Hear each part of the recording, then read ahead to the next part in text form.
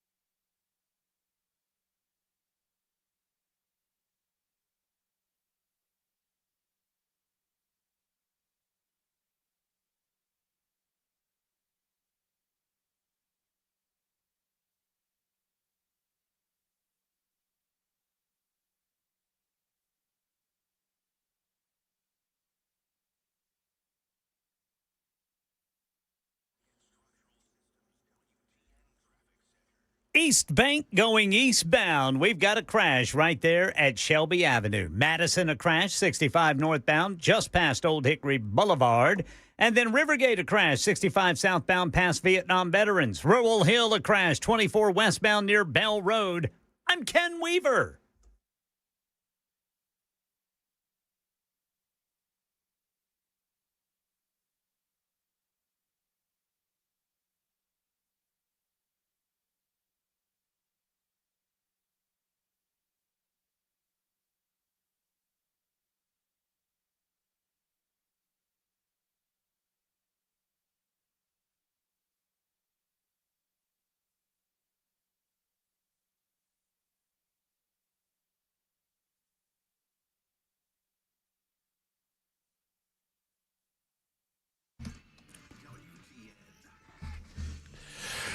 Hello, friends. Welcome in, one and all. It is a midweek edition of the Matt Murphy Radio Show. Happy to have you with us on this Wednesday, March 25, 2026. You know, who's the new, has this weather guy been around for a minute? Oh, Darius Mack. Darius Mack. Has he been here for a minute? Have I missed him? I think he's been here for a couple of months at least. Okay. Well, I've just missed it. I was liking the guy until he started telling me what to do toward the end of his newscast or his weathercast today. You don't like it when weather people tell you what to do. Well, you don't like it when anybody tells you what to do, Brother Murphy. Well, that's true. But he's like, oh, you know, it's nice, it's pleasant. I'm like, I like this guy. This guy sounds like my kind of fella. And he goes, get out and enjoy the weather. You don't tell me what to do. I stay inside if I want to. Cover up with some blankets and do whatever I'd like. We've got 4 full hours of doing what we want on the radio show. Super Talk 99.7 WTN. That's the voice of Ken Weaver. He gathers headlines for a living, delivers them twice an hour, and when it breaks. How you doing, Brother Weaver? I'm doing all right. How about you, boys? I'm good. Jackson, you all right in there? Yeah, I'm good. Jackson seems a little grumpy, but that's okay. I mean, you know what? I mean, is it fair for me to say that, Jackson, or do you feel like that's an unfair assessment? Fair to partly cloudy. Anything we can do to help you, Jackson? No. You know what we could probably do? You know what I could initiate? I mean, I don't know if this would help. I think it would if we just got the phone lines flooded in there with people calling you to tell you how much they loved you. Wouldn't you appreciate that? Anyway, 615-737-9986. Let's make Jackson even grumpier by doing that. 615-737-9986. In all seriousness, if you want to be a part of the show, you're able to do so. With those telephone numbers, that's also the super text line. You can join in that way. You can also find us on a variety of social media platforms. Mostly when you find me on social media, whether it's Instagram, Facebook, I'm mostly on the X machine. Find me over there. I'm yelling at somebody or another. At Matt Murphy Show. That's the way to find me. At Matt Murphy Show. Matt Murphy or Matt Murphy Show on Facebook. Matt Murphy Show is probably the way to go. I post the same content on both. Unfortunately, I reached that 5,000 limit. Then they extended the 5,000 limit on the personal page side of things, but they said I had to professionalize my it's very confusing to me. So I've got two. You can join both. I'll try to follow you on the one, but sometimes they say, no, you're at the limit, and I don't really understand what that means anymore. So they're trying to tell you what to do. Everybody can. Everybody's trying to tell me what to do, and I'm having none of it. No, none of it. No, sir. You know, the word of the day, we did our podcast, All the Best Words podcast. Oh, yeah. And I'm going to peel the curtain back. You can watch this live. Sunday morning it'll drop. So this doesn't come out until Sunday. But anticipate this episode because it's a pretty good one. But my word was leverage. Leverage. And I used a couple of different examples about the word leverage. One of them had to do with the GOP in the United States Senate. For the life of me, I don't understand what they don't understand about leverage. And frankly, they're just ticking me off. Now, the only leverage that the GOP has to break the threat of the filibuster, well, they have other things that they could do, but John Thune won't do them. John Thune is a weak majority leader. Sadly, that's what you get typically in majority leaders. I feel like the Democrats, when they get into the majority, they select someone that is a bulldog for their cause, a bulldog for their effort, and we pick these mealy-mouthed people that, we've got to go along to get along, and we've got to sit down at the table of compromise and see what's what, and it's annoying as the day is long. But I'm going to start there in the United States Senate because the TSA issues are impacting so many Americans. We're going to get into Iran and talk about the Iran update. We'll talk about the Nashville Fairgrounds. I touched on this story yesterday. Dale Earnhardt Jr. is doing his best to try to save the Nashville Fairgrounds Speedway. We'll play a couple of clips for you. He was here recently. He was on the Fairgrounds Speedway, on the track, and talked about how it brought back so many wonderful memories, and he would love to see NASCAR itself come back to the Nashville Fairgrounds Speedway, something that could happen quite easily if the city would simply sign off on a $130 million deal that Bristol Motor Speedway is offering Nashville Fairgrounds Speedway to revitalize that track and to, by extension, revitalize that entire community. Sadly, the city of Nashville is so damn woke and so beholden to John Ingram that they won't do anything about it. But maybe Dale Earnhardt Jr. can move the needle. We're trying to get him on the show. I'm working on that, and I'll update you on it. I'm not holding my breath on it. I mean, he's a busy guy. He's got a lot of things going on, but we might be able to get him on to talk about the Nashville Fairgrounds Speedway. So we'll discuss that a little later on. We have major political figures in the United States of America that are siding with Iran over the U.S. And I asked a question on my social media platform. I mentioned it a moment ago, my X Machine platform. And it was an honest question. I do not watch Tucker Carlson any longer. I do not have the time. And frankly, I do not have the inclination. Tucker Carlson had no bigger fan 3 years ago in the United States of America than Matt Murphy. I absolutely loved him. I considered when he was on Fox News that to be must-watch television, particularly for someone in my profession. But just with regard to an individual that seemed to have his finger on the pulse of what was going on in the United States of America and the political landscape, Tucker Carlson was that guy. I don't know what has happened to him over the last 3 years. I'm not necessarily in it to discuss that because, frankly, we're at a point right now where some of these online influencers, they are in it just for the clicks. They're in it just for the attention. And there are certain people that I don't talk about because I don't want to give them that attention. Now, I don't think that that's Tucker's position necessarily. But I asked a question, and it's an honest question. Who's he rooting for? Is he rooting for the United States of America, or is he rooting for Iran? I'm not saying that he has a different position on whether or not we should be doing this. I'm saying we are doing this. So forget that you're smarter than everyone else in the room, and you would not have gotten us into this position where you in charge. You're not in charge. The question is, who do you want to be successful in this current engagement? And I'm not so sure that the answer is as easy as some would suggest, because it doesn't feel like he's rooting for the United States of America. As a matter of fact, most of his commentary that I've observed, and I admit that it's not a lot, but what I have seen, what has broken through to me, it doesn't seem like he's rooting for the United States of America very much at all anymore. He's rooting for the America that he wants, or that he thinks. I mean, I don't know if he thinks that the America that he wants existed at some past time. I really don't understand what he's asking for. He continues.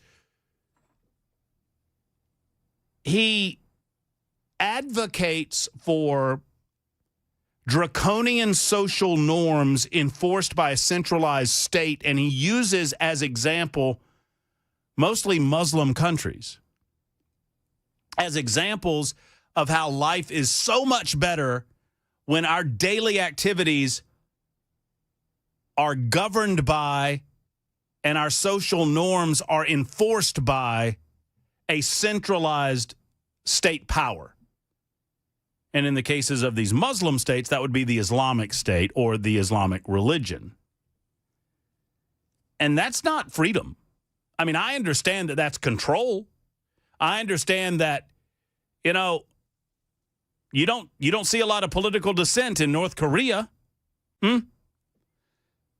But that also does not recognize or represent a freedom-loving society, or a society that values freedom over security.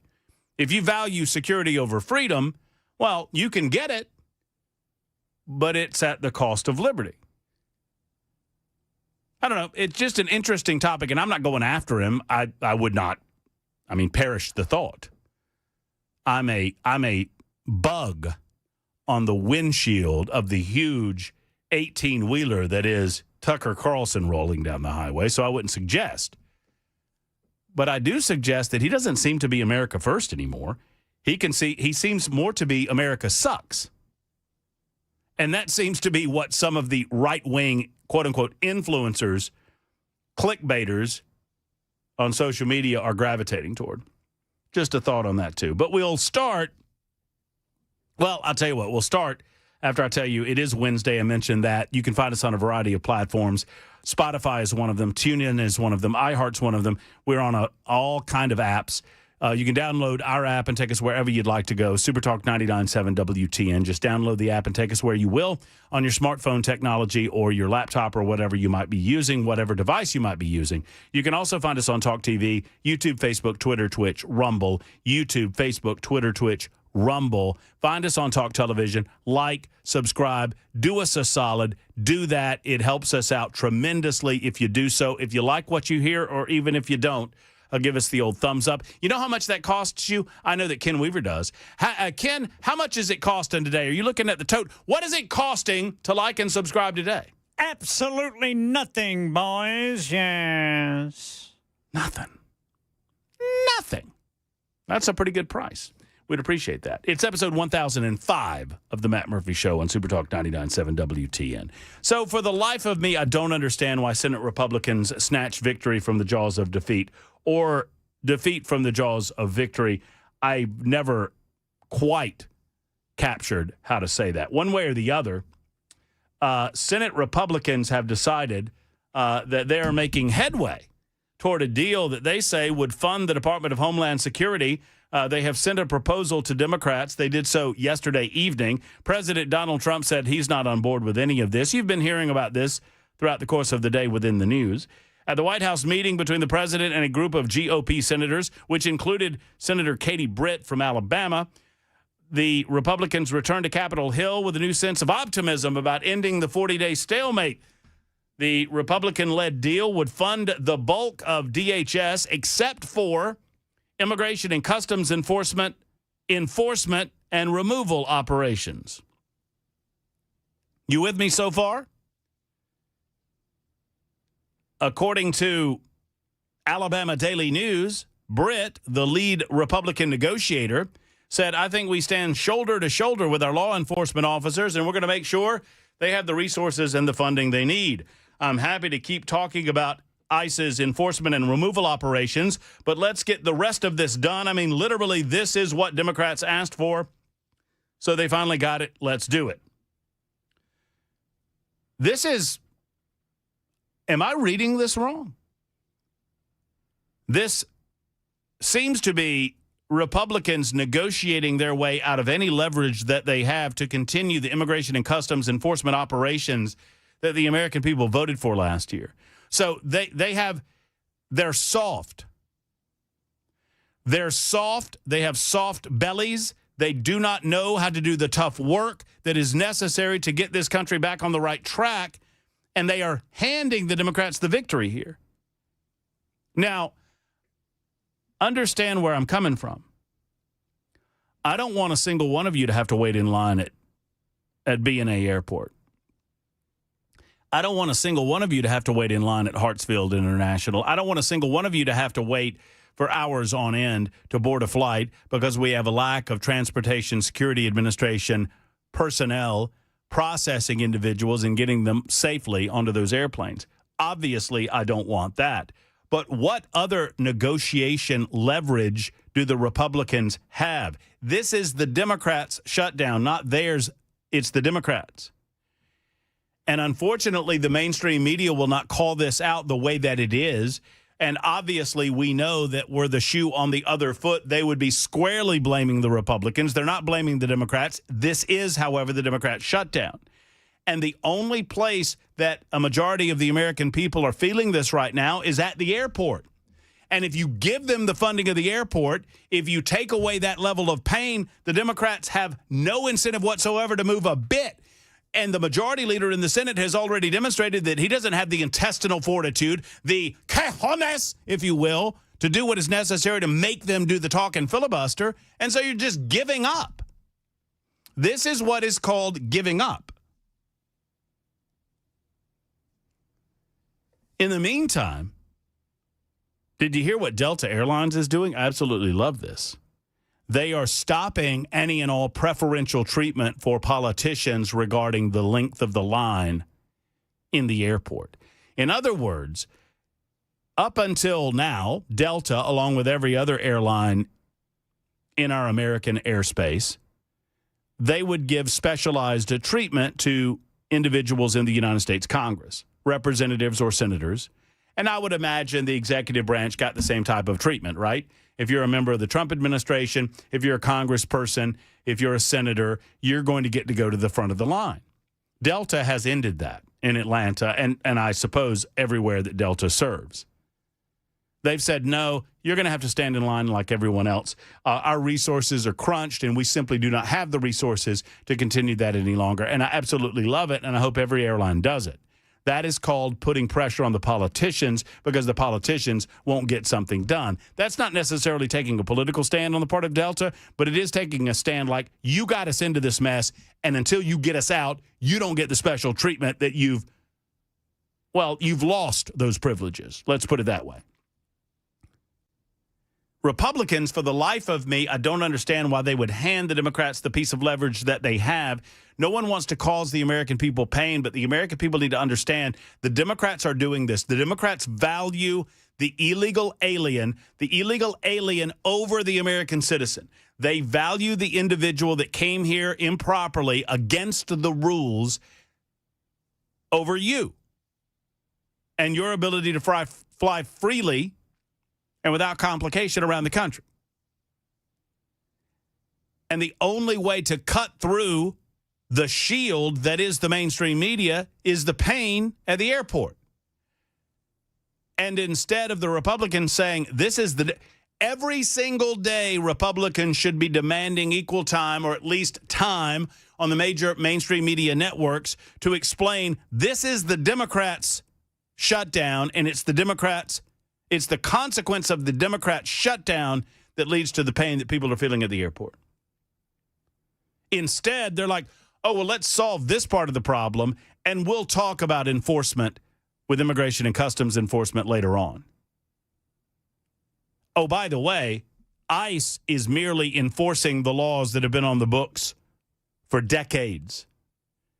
Donald Trump is simply the first president that had the wherewithal and the desire to get it done.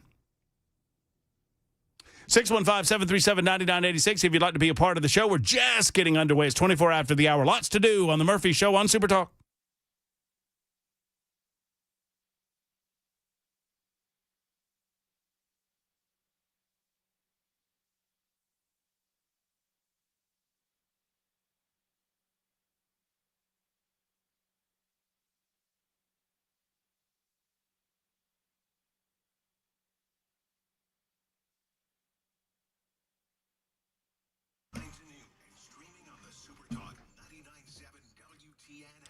Hello, friends. My name is Matt Murphy, and you know what? U.S. Pest has my seal of approval. I absolutely love these guys. They bring every hour of the Matt Murphy Show to you as our premier and lead sponsor. U.S. Pest also brings you the best pest protection in the business today, and they can come to your home and offer you a free inspection right now, a free pest and termite inspection available to you. All you have to do is make the call. I'm going to give you the number in a moment.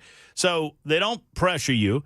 They simply come out and let you know what's going on. If you have a current pest control company and you're a little dissatisfied with the price point or dissatisfied with the service, talk to U.S. Pest. Let them come out and allow them to examine what's going on and offer you a better way. If you do not have pest control in your home, you need it, because every home in the state of Tennessee is threatened by termites, and most every home is threatened by these other bugs, roaches and ladybugs and ants and silverfish and spiders galore. 100% money-back guarantee at U.S. Pest. They love the United States of America, and they hate bugs. Call them today at 590-1260. That's 615-590-1260, or online at uspest.com.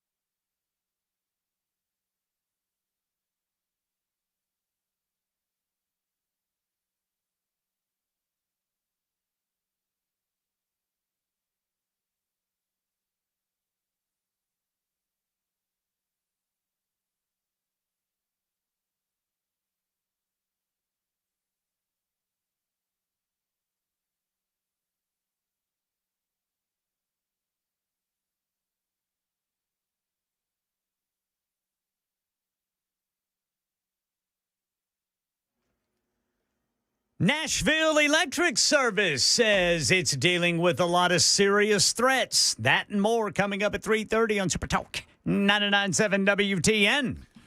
I can't wait for that story.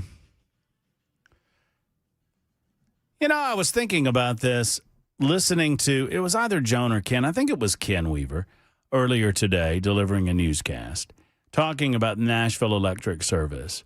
And it occurred to me that the board meeting is happening, and it occurred to me, didn't Nashville Electric Service, weren't they the electric service in control of the rolling brownouts from a few years ago? No, that was TVA.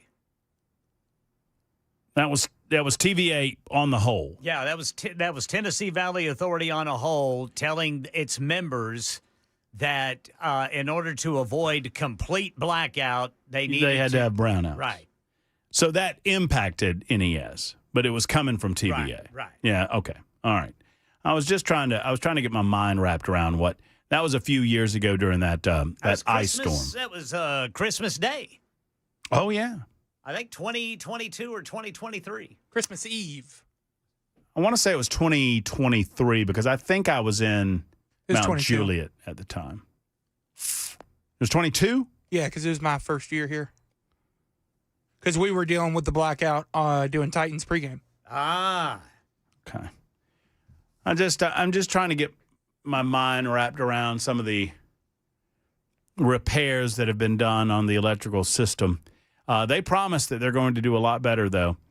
In the meantime, Teresa Broyles-Applin keeps her job for inexplicable reasons. For inexplicable reasons, this woman continues to make a paycheck.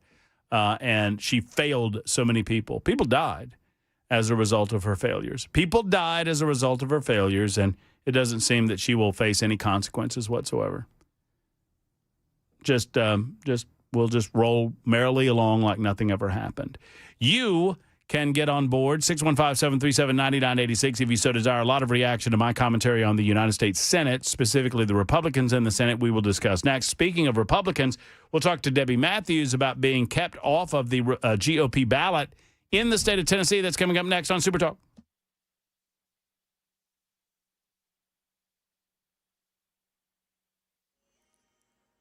I'm Ken Weaver with your top stories. Got the full forecast, traffic updates in 5 minutes. Right now in Nashville, Nashville Electric Service CEO Teresa Broyles-Applin at today's board meeting revealed multiple threats against its leadership after the ice storm. We're seeking swift resolution and intend to pursue prosecution for any threats made to NES employees. And we're currently navigating 11 credible death threats through the Metro Nashville Police Department that were made against management. Yeah, security has since been increased at both headquarters and executives' homes at a cost of nearly $150,000 paid by ratepayers. Speaking of rates, Channel 4's Joylyn Bukovac. NES leaders also say even though there's no approved rate increase, customers could still see higher bills due to TVA fuel costs. We don't control that. That is a pass-through to customer bills. And so, yes, customers could see an increase, but it's not due to a rate change.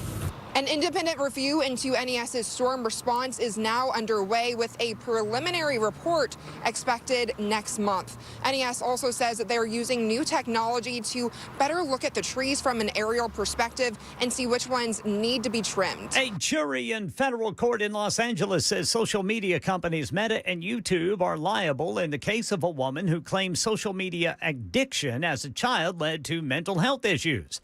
The jury awarding the woman $3 million.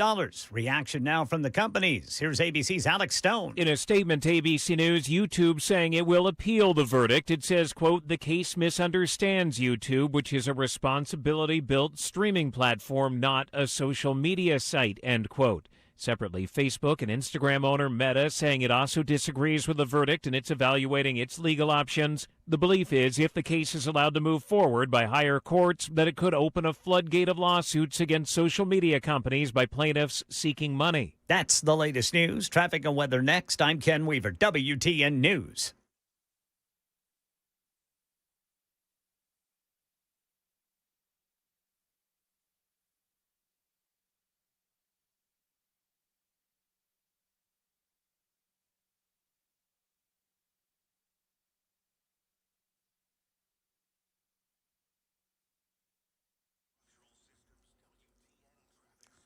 Madison got a crash on the right shoulder, 65 northbound, just past Old Hickory Boulevard. Rivergate, 65 southbound, past Vietnam Veterans.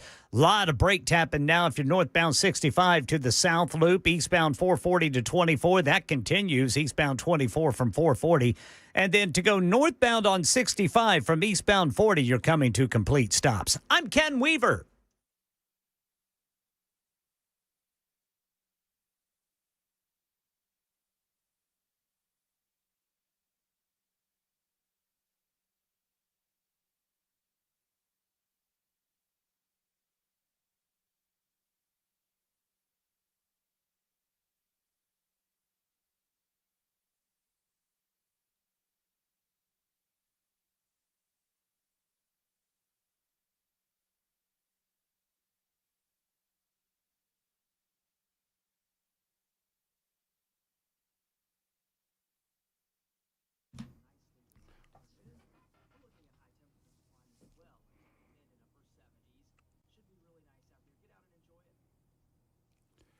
Hello, friends. Matt Murphy for the Tennessee Men's Clinic. The Tennessee Men's Clinic has been around since 2014. Evan Bass brought the clinic to Midtown, even before it was called Midtown in Nashville. And now he has expanded to Cool Springs, Clarksville, and Murfreesboro. That's right, a location near you in Middle Tennessee to help you, gentlemen. And this help is available, and you need to make the call. It takes that telephone call to initiate a process by which you can get back in the game, man. If you've noticed that you've lost energy, motivation, or drive, and you don't know why. If you're just chalking it up, well, this thing kind of happens, Murphy, when you reach a certain age. Well, it doesn't have to happen. Is it testosterone-based? They can find out. Is it something else? They can find out. One of their qualified urologists will check you out, tip to stern, take a little blood work, and the same day for this $99 office visit, same day that they examine you, they'll get results. They'll find out what's going on. You don't have to wait days or weeks on end, and then they will develop a plan of action that's going to benefit you, benefit your romantic relationship, benefit your family. That's what it's all about, man. Tennessee Men's Clinic. Get back in the game. Give them a call today, 615-208-9090, 208-9090.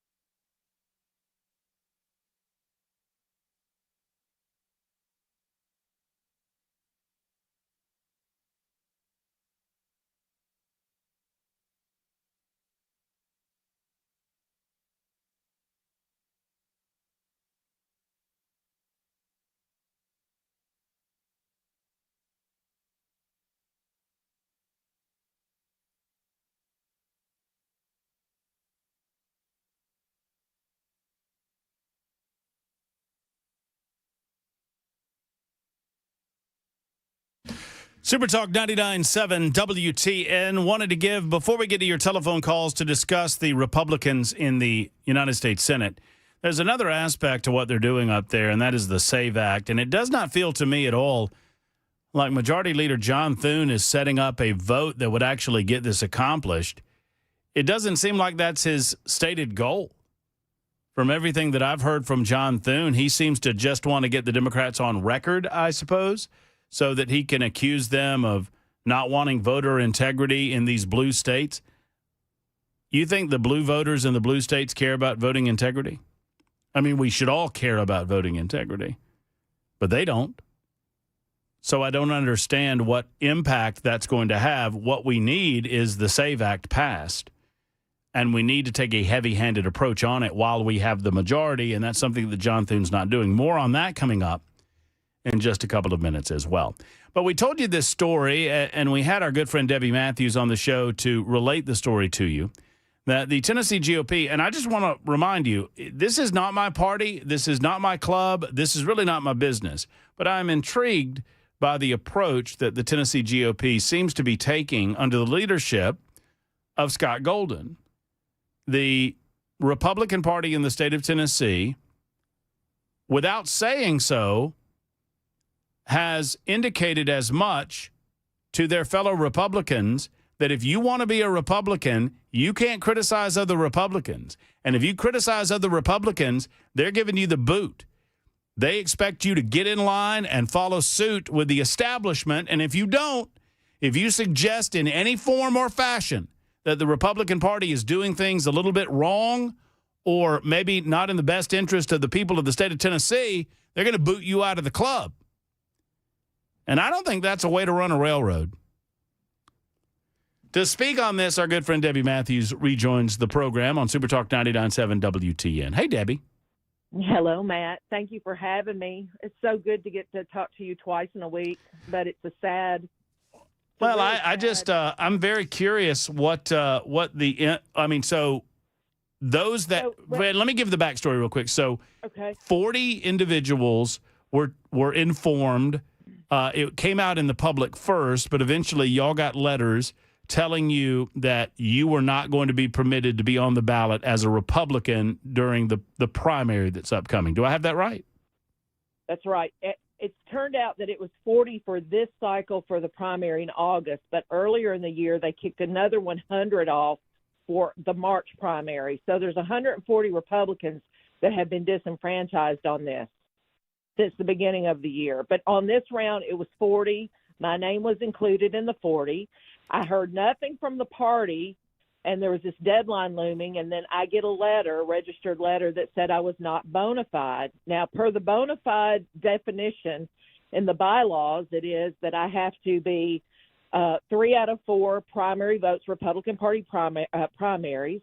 I've had 100% primaries back to 2011, so I'm more than bona fide on that. I paid my fee, that fee they're charging all Republicans to get to run as a Republican. I paid my fee to there, and I filed my papers, not with just the minimal amount of signatures, but with like 3 times the amount of signatures from every county that in this district. So per the bylaws, if someone challenges you, they have to do it in writing. It has to be 3 people other than the SEC people, and somebody can challenge you within this primary open day. Well, I guess I got challenged. I don't know. I don't know what my people that challenged me had a problem with. I don't know. And so I put in an appeal that had to be there by noon yesterday. I submitted my appeal late Saturday night or Sunday, one of those days. I have still not heard from the party. I still don't know who challenged me. I still don't know what they said. So in my appeal, I tried to address anything that anybody would have a problem with, but there's been no word from the party. I was just eliminated off the ballot. And today I hate to say it, but I was a little bit in tears earlier because I feel like I've been stripped of a right. I feel like as a citizen, I've been stripped of something that maybe this would happen if I had committed a felony or something like that. But this is a right that has been stripped from me, and I don't know how to I don't know how to address it because I'm not getting calls back from the party, that's for sure. And this letter that they sent out, does this affect me on my local elections where I can't participate in a caucus?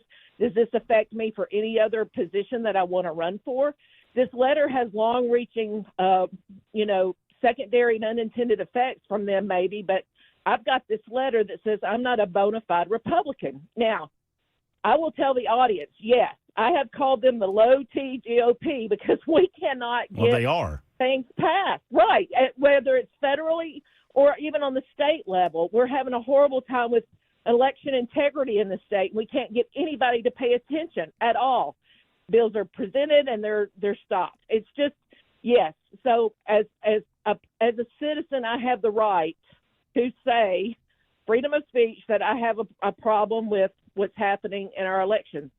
I also started a conservative club down here, which is like the TROA, which is the Tennessee Republican Assembly. Their logo is "We're the Republicans of the Republicans," or the Sentinel Group. There's so many different groups in the state that are Republicans.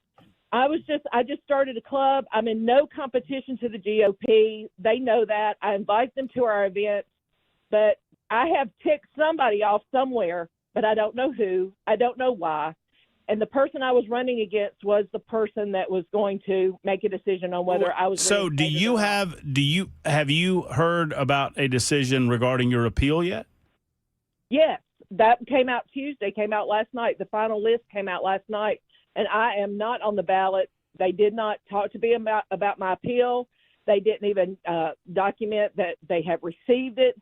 That they're, it's the most clandestine. So I just want to make sure, because Debbie, you're just an example of many, right? And there are, right. and there are. I mean, Stuart Parks is an example. Right. We heard about this Rebecca Ann up in right. Sumner County, who was right. going to come on the show yesterday, but she got.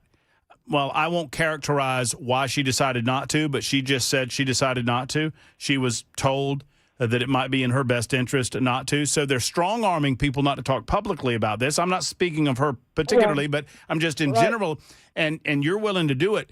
But so they take you off the ballot. They say you're not going to be on the ballot. They don't give you a specific reason why. They don't tell you who your accuser is. They don't tell you what the accusation is. And then they say, well, you've got to appeal. And so when you appeal and you just try to, shoot as broadly as you can as to what might be the issue, they don't even respond to the appeal by telling you that your appeal was accepted, your appeal was granted. They come out with the list, and if you're not on it, you just lost. That's I guess. So, Kristen, why in the hell? Why in the hell would anybody want to be a part of this party? Why in the hell would anybody want to be a part of this? Well, this is the thing: is I am a Republican, and so now I am being forced to not participate, or they only want my vote or my donation. They don't care about my voice. They don't care about the people I represent, which is a lot. There's a lot of conservative Republicans in this state that feel disenfranchised in the process, because if you go through this list of 40 and the 100 probably earlier in the year, majority of them are conservatives or they're supporting conservative candidates. And we're a problem to the mainstream establishment in Tennessee or even nationally. Okay. We're a problem. And so Kristen New, also a respected person of the Tennessee GOP in Memphis, she also got booted off the candidacy. She has not been told why. Same thing as me. There's rumblings. There was a letter sent around that she said Monty Fritz was in town, that if you couldn't go to the Reagan Day dinner sponsored by the Shelby County GOP, you might want to go to Monty Fritz VA event. And somebody took a picture of that, and they said she was promoting something other than the GOP. I don't know. She doesn't know. I don't know. All I know is that this is a stripping of a constitutional right. Now, them calling this as a social club, how far is this going to go? Because now if there's somebody in power that doesn't like you or has a problem with you, they can do this clandestinely behind the scenes, and nobody has to stand up and be accountable for what they have said. They're maneuvering to make sure that only establishment Republicans are in power. And then they've got these fees to even get on the ballot. So, Matt, we talked about that last Friday. These fees are going to start getting larger and larger and larger, which means the group of people able to run are getting smaller and smaller. And my question is this, Debbie. Why have a primary at all? if this is the way they're going to act. If they decide that this person or that person has just been a little bit too critical of the person they're running, I mean, isn't the whole point of running in a primary against another Republican that you believe that you are better in terms of representing the people of the individual district or the community that you wish to serve, and you're going to compare and contrast yourself and say, I'm better than this person because of this, that, and the other thing? Yeah, but this is eliminating anything like that. And now everybody's going to be on eggshells because if they speak out, then is this going to be a pop? So I will say, if you're going to run for political office, you're not doing it because you think it's a job's being well done. You're doing it because you want to make a change or make things better. But I want to go back to this one scenario. In 2022, I was the chair of the Murray County GOP party. It was the biggest party in the state. We were rocking. And as the chairperson then, I was able, by the bylaws, to vouch for Robbie Starbuck to go on the ballot in the congressional 5th race, okay? And the heat that came down for me from the establishment was unrelenting. But I looked at the people. They kicked Robbie off the ballot, and I looked at my 200 people in our room, and I said, I'm your chair, but I'm here to hear your voice. Do you want the state telling you who's on the ballot and who's technically a Republican, or do you want to make that decision? And almost 99% of that body raised their hand that they, as Republicans, want to make the decision on who's on the ballot and who they get to vote for. Right now, they are curating the ballots. You have no freedom of choice anymore. That's an illusion. And I hate to be that frank about it, but this is where we are. The Democrats do election interference one way, but the Republicans are doing it another way. And Thomas Massey, whether you like him or not, they're doing everything they could. If he were in Tennessee, they would have booted him off the ballot. 100%. Okay. And I'm no fan. I'm no fan of Massey, but I'm a fan of freedom. I'm a fan of liberty, and I think you're right. I think they would have kicked him off the ballot in Tennessee. Well, that's the thing. But then you've got the president calling Massey a rhino. So do they get rid of Trump because he's calling another person a rhino? Do they get rid of Trump because at one time he was a Democrat? Do they get rid of Reagan because at one time he was the union chair for the Screenwriters Guild? Do they get rid of Senator Kennedy because he used to be a Democrat out of Louisiana? What's the purity test? Who's making the decisions? And right now, Scott Golden is the chair of the GOP, and the SEC has to re-elect him in December. And all the seats that are not filled, he gets to appoint. And so at what point do we as Tennesseans go, is he listening to the voice on the ground? No, he's not. The state party's not listening to us. We did a vote out of the Murray County GOP also when Ronna McDaniels was going to be the national chair, and Harmeet Dillon and Mike Lindell were running against Ronna McDaniel. Remember all that? Mm-hmm. She was spending all the money. She was stealing all the money. She was $400,000 for flowers or whatever it was. But we had a vote, and I know that our vote rang true with the voices of other people in Tennessee that they did not want Ronna McDaniel reelected. So we sent word to the state party. Scott, Murray County has spoken. We would like for you to make another choice. Harmeet was the one that got the vote. But, of course, he and two other people, very establishment people, went and had their cocktail parties at the national convention and reelected the chair there, and they reelected Ronna McDaniel. Our three voted for Ronna McDaniel. So they're not listening to the voices on the ground. I gotta synopsize this real quick. One, someone asked on the super text line, did Debbie Matthews say that one of the people in charge of making the decision to boot her off the ballot was the person she's running against? That is correct, right? My appeal had to go back in front of Scott Golden, Angie McClanahan, who I was running against, and Chris Morris, the SEC. So, and did she? I mean, was there any indication that she recused herself?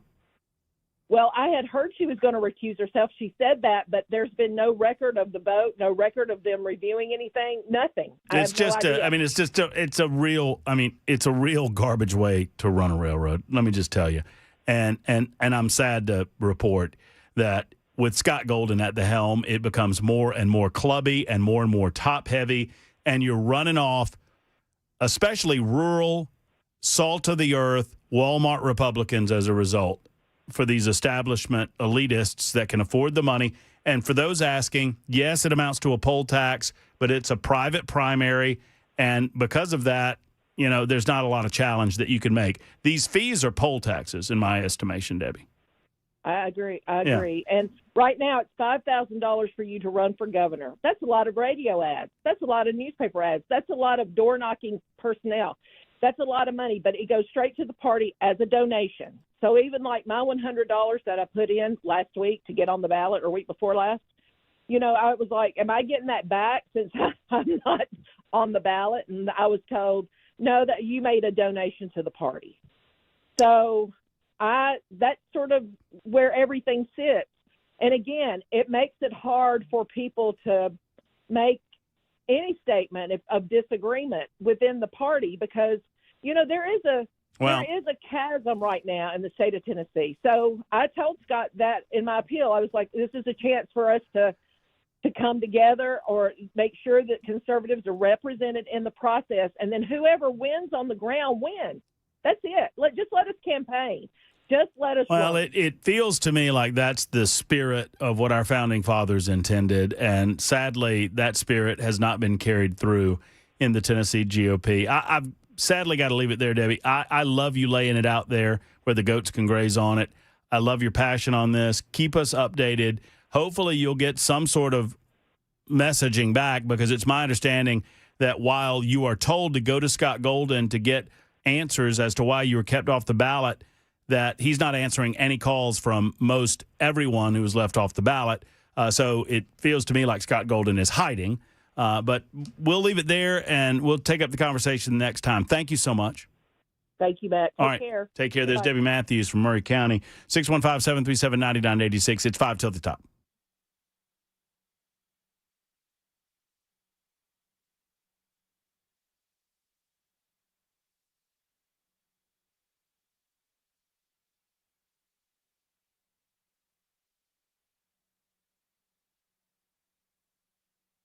Hello, friends. Matt Murphy for Genesis Diamonds. When couples walk into Genesis Diamonds, they just can't believe their eyes. It is a mind-blowing display of sparkling jewelry, literally thousands of choices right there before your very eyes when it comes to engagement rings and anything sparkly that she can possibly imagine, rings or bobbers or danglies or whatever it might be.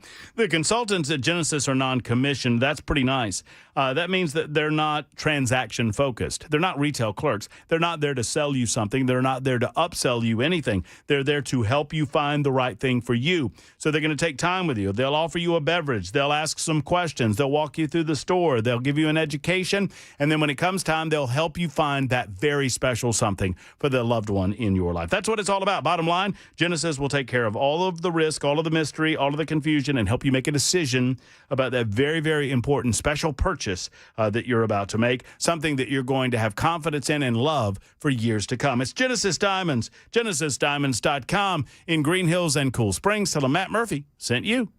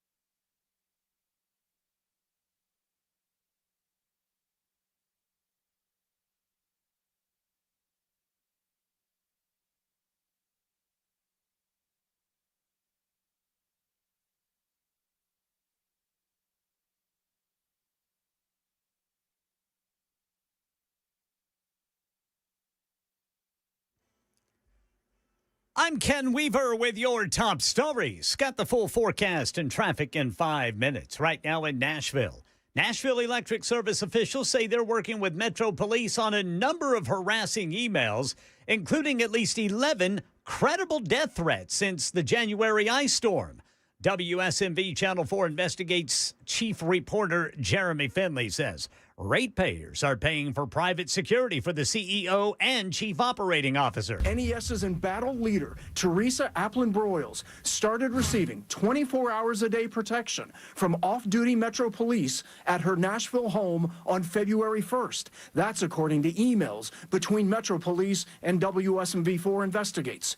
Also receiving 12 hours a day security at his home, COO Brent Baker. According to emails, Applin-Broyles security cost $88 an hour, 24 hours a day at her home. The February invoice for half a month of added security at NES's headquarters on Church Street and at the residences of the COO and CEO, $147,000. NES says right now rates are not set to go higher until 2028, but that doesn't mean it won't happen sooner. CEO Teresa Broyles-Applin says bills could still go higher due to Tennessee Valley Authority fuel costs. We don't control that. That is a pass-through to customer bills. And so, yes, customers could see an increase, but it's not due to a rate change. A Los Angeles jury finds Meta and YouTube liable in a landmark civil trial which accused the companies of intentionally designing addictive products. ABC's Elizabeth Chelsea has more. At the center of this case is a now 20-year-old woman named Kaylee, who said that she basically got hooked on these apps as young as age 6. She was using them for hours a day, and that contributed to mental harm over the years. This is, for her lawyers, they say a big win for her. This really is seen as a bellwether case for thousands of others like it that take on big tech companies and their role in the social well-being of young children. In a statement to ABC News, a Meta spokesperson said, "We respectfully disagree with the verdict and are evaluating our legal options, which there's sure to be an appeal." Operation Epic Fury, the 15-point plan that the Trump administration presented to the Iranians to end the war, has been rejected, according to Iranian state TV. We get more from ABC's Karen Travers. We're told by sources that it addresses Iran's ballistic missile program, the nuclear program, as well as maritime routes. But the president has been expressing some confidence that he could get to a deal by the end of this week. And remember, that was the deadline that he had imposed on Iran with that threat for the United States to strike at Iran's energy infrastructure. He had said that that was a threat for Monday night. He lifted it and extended it by a couple of days. But now this certainly looks like any potential deal is not possible with Iran rejecting what the administration has put forward. That's the latest news. Traffic and weather next. I'm Ken Weaver, WTN News.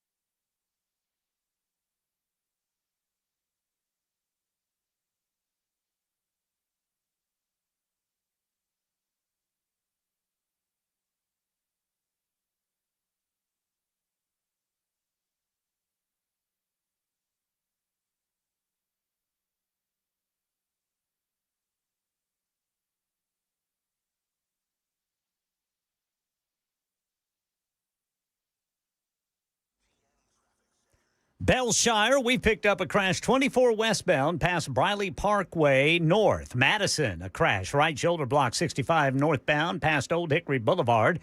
Glencliff got a crash now 40 westbound at Spence Lane. In Bellevue, this is an injury crash. Old Hickory Boulevard at Charlotte Pike. And then in Donaldson, a crash. Donaldson Pike north of Elm Hill Pike. I'm Ken Weaver.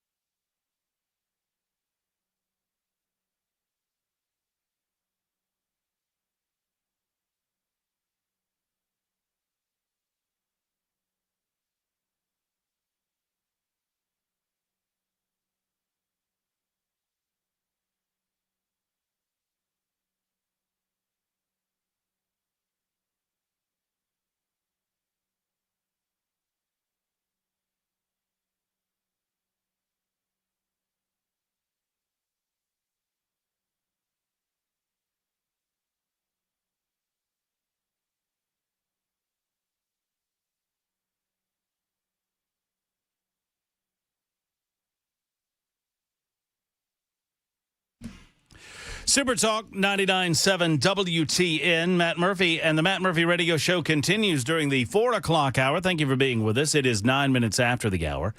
We certainly appreciate you. We're on a variety of different platforms, and we thank U.S. Pest for bringing us every hour of the Matt Murphy Radio Show, our premier sponsor on the talk television side of things, YouTube, Facebook, Twitter, Twitch, Rumble. Thank you for being out there. Thank you for joining us on those platforms and on TuneIn, iHeart, wherever you might be listening, or on the good old radio, 99.7 FM. We appreciate you. No, snooze the update. Why does my organization require an update during my show for the computer systems?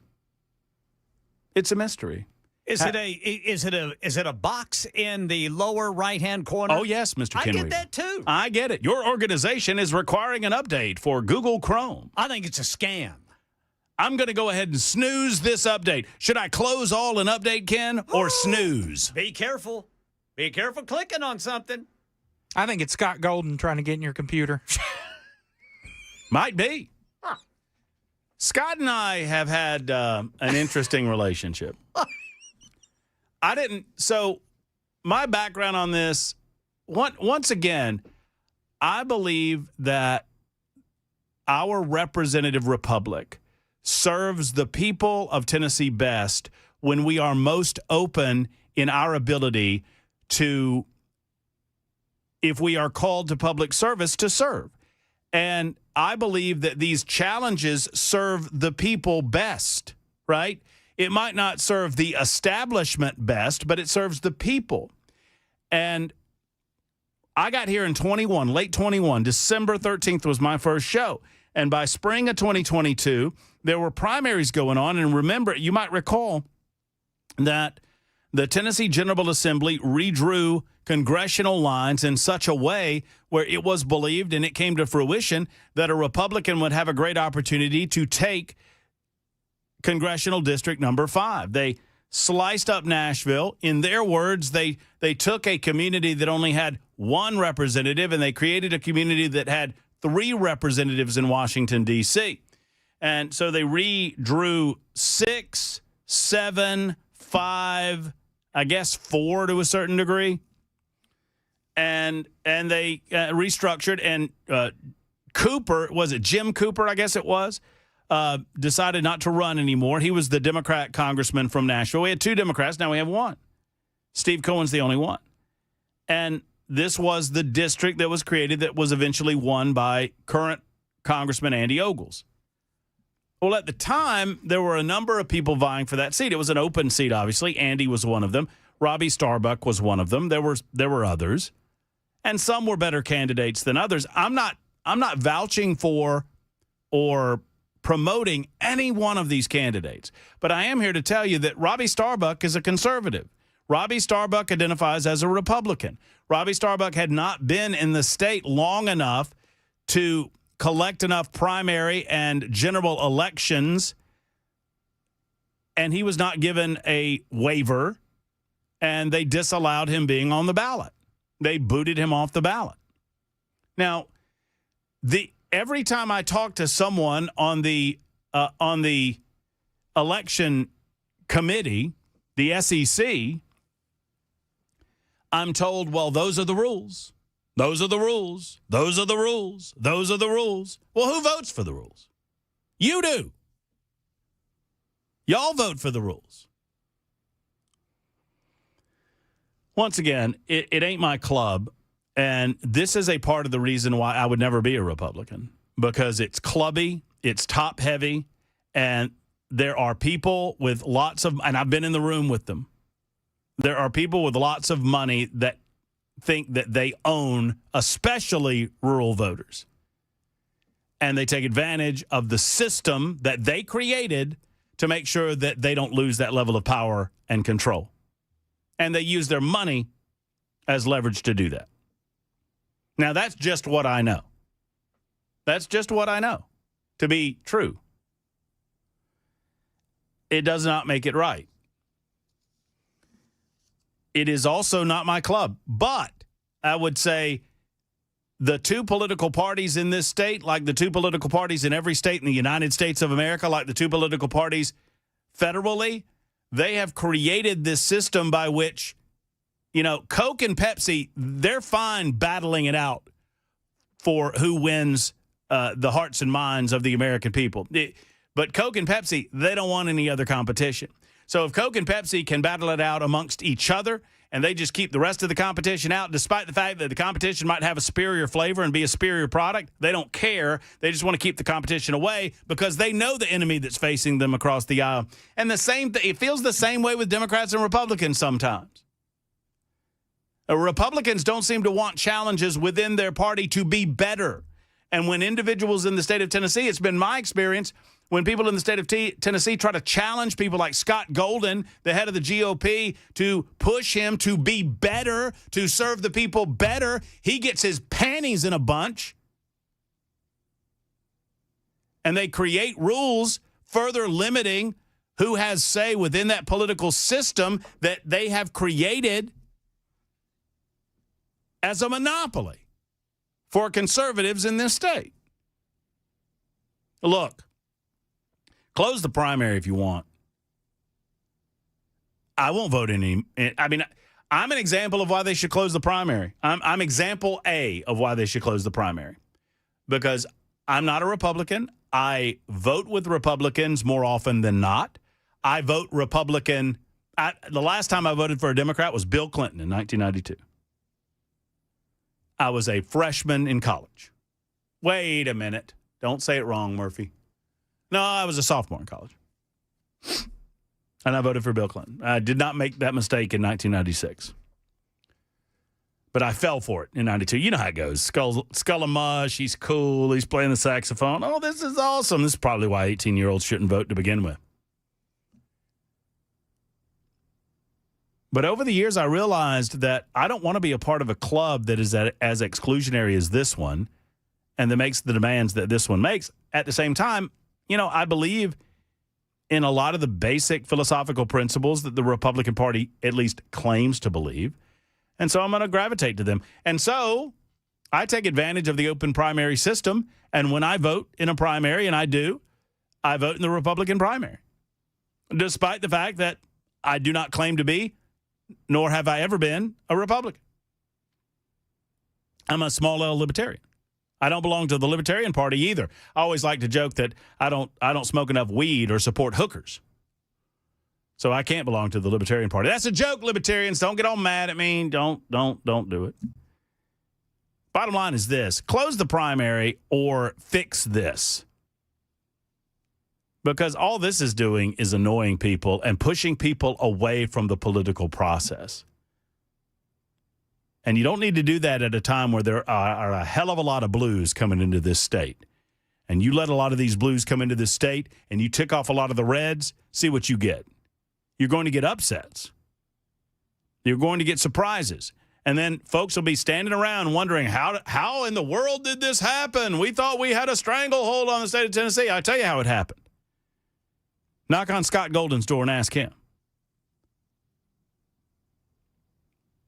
Or call him and ask him. Not that you'll get an answer because he doesn't answer his phone. And oh, by the way, we invited him on the show to speak for himself, and Scott told me that on the advice of his attorneys, he has been told not to speak on this matter. So he's hiding behind the skirt of some attorney firm, some law firm somewhere. 615-737-9986. It's Larry's turn. What's up, Larry? How are you? Hey, brother. How are you? I'm doing great, Larry. I hope you are. I'm still above the daisies. You know, my voice used to be deeper than Chris's, and now it's almost as high as Manda's. What is going on with that voice, Larry? That's a whole nother conversation, brother. But I do have to disagree with you on something. Scott Golden does not wear panties. He wears a purple thong. And it is high time for... I'm sorry about my voice. No, you're fine. You're fine, buddy. It is high time for John Buffoon to be escorted out. And while Marsha, and Bill Haggerty are still in their offices, we don't have to abolish the filibuster. We just need to demand an in-person talking filibuster. And let me catch my breath.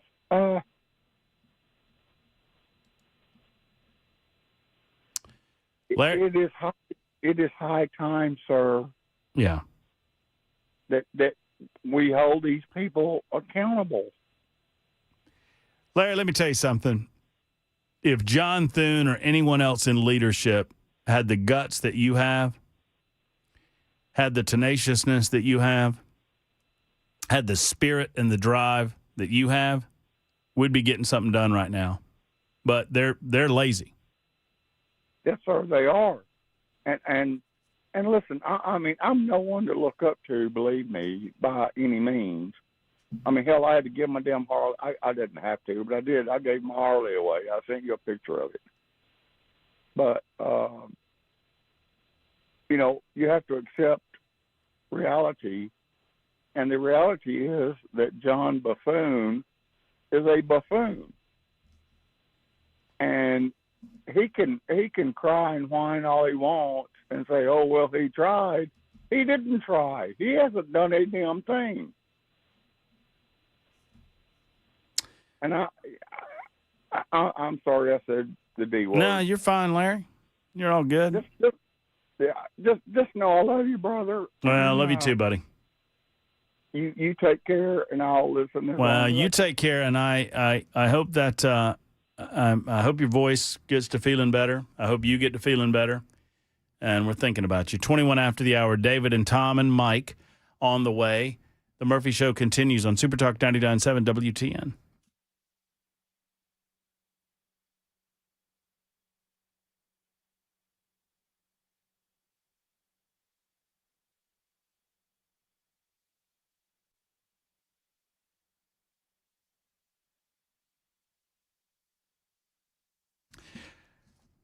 Friends, when was the last time your insurance company actually shopped around for you? It's rare that they do so. Well, I found the company that does it every time, and that's King & Associates Insurance. It's what they do every single day. Friends, instead of sticking with one company's prices, King & Associates searches dozens of top-rated carriers to find the best home and auto rates, and I'm an example of how you can save money because I certainly did. We shopped for our homeowners insurance with King & Associates when we bought our home in Mount Pleasant. Well, Emery advised us, he said, Murphy, I think I can save you a lot of money if you bundle your home and your auto. I said, well, I think we've got a pretty good deal, but you can give it a go. And they gave it a go, and they saved us a lot of money. $300 plus on the auto insurance alone. Plus, we got great rates on the homeowners, too. 615-321-8121 if you'd like to inquire. 615-321-8121. Ask for Emery or any of the other fine associates at King & Associates Insurance. Go online at T, that's the letter T, kinginsurance.com. kinginsurance.com. King & Associates Insurance, where smart money shops.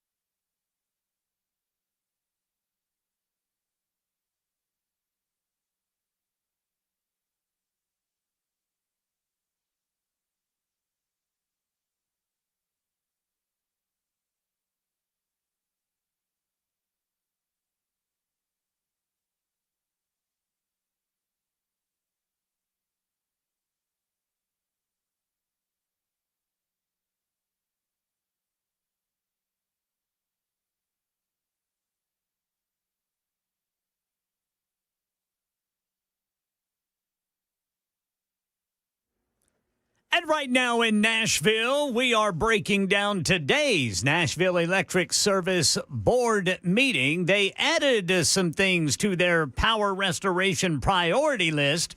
We'll tell you about it at 4:30 on Super Talk 99.7 WTN. Apparently, John Brennan believes Iran. The former head of the Central Intelligence Agency ought to be in jail, considering the amount that he leaked to the mainstream press, classified information to the mainstream press during and after his time as the director of the CIA. He was on one of these, I guess it was MS Now, they're calling themselves, which is odd. I call them MSNBC for however many years, and now they're MS Now. But, whatever. And he said he believed the Iranians. I've got the clip for you, and I'll play it after the 4:30 news on Super Talk 99.7 WTN. In the meantime, it's David's turn. He wants to discuss the Tennessee GOP. Hey, David. Hey, how you doing, Matt? Great. I think that this is the GOP's version of what Democrats did with Hillary versus Bernie, with Kamala instead of anybody else. Yeah. It's just obviously it's on a state level. Yeah, and that's right. That's what it is. For the life of me, it really grinds my gears, obviously. But they keep stuff like this up, and eventually this place is going to turn into freaking Virginia. Mm-hmm. And I didn't move back from PA to come down here for that. And I'll do everything in my power to ensure that doesn't happen. On the one hand, I kind of understand, from what I understand, in Oklahoma, they have a big problem with people running as Republicans because it's such a Republican-heavy state. And then once they get elected, it turns out that they are not Republicans. So I understand you need to guard against that, but people who have legit criticisms of the GOP specifically, just as you've discussed on your show about various topics, just because we disagree on this one particular issue doesn't mean that we don't agree on 95 to 99% of the rest of the issues. So it's ego, it's power, and it's childishness is what it is. And we deserve better. People move to obviously. Well, people move and to I had a member during a break. I'll just say this: I had a member of the Tennessee SEC call me, right, and on my cell phone, mm-hmm. and they're like, "Well, there's some things you're getting wrong. They return the fee, blah blah blah." They were picking around the edges, and I said to this person, I was like, do you think this is right, that they're not communicating with these people that they're kicking off the ballots? These are people that consider themselves lifelong Republicans that have given blood, sweat, and tears to the Republican Party. In one case, Stuart Parks went to jail in defense of Donald Trump and the MAGA movement and the Republican Party by extension. And the reason that they kicked him off was because he was in jail during a primary. He was a political prisoner during a primary, and they still didn't reinstate him. And they said, "Oh well, we might appoint him in December." Well, what the hell good does that do?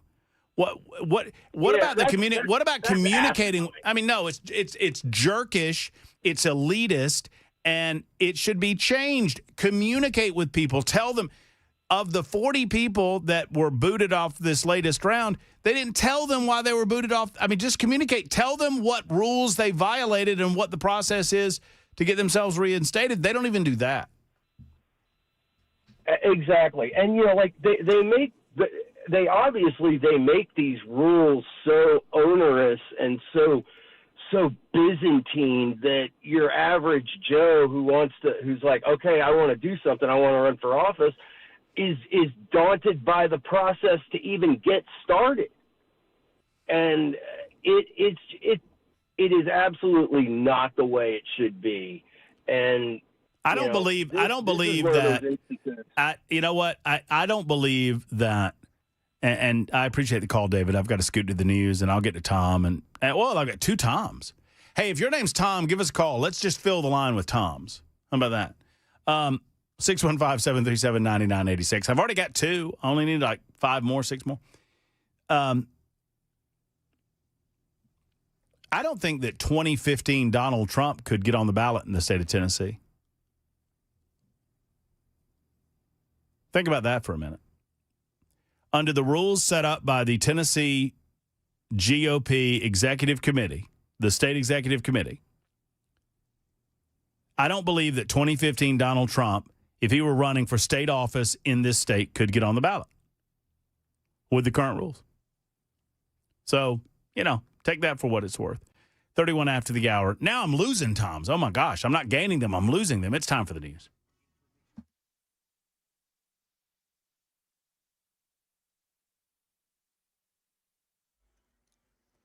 I'm Ken Weaver with your top stories. Got the full forecast and traffic in 5 minutes. Right now in Nashville, NES officials say storm recovery frustrations escalated into serious threats against leadership. 11 credible death threats are now under investigation by Metro Police. The utility also reported harassment emails and multiple vehicle break-ins at its main campus. No arrests have been announced, but NES says investigations are ongoing.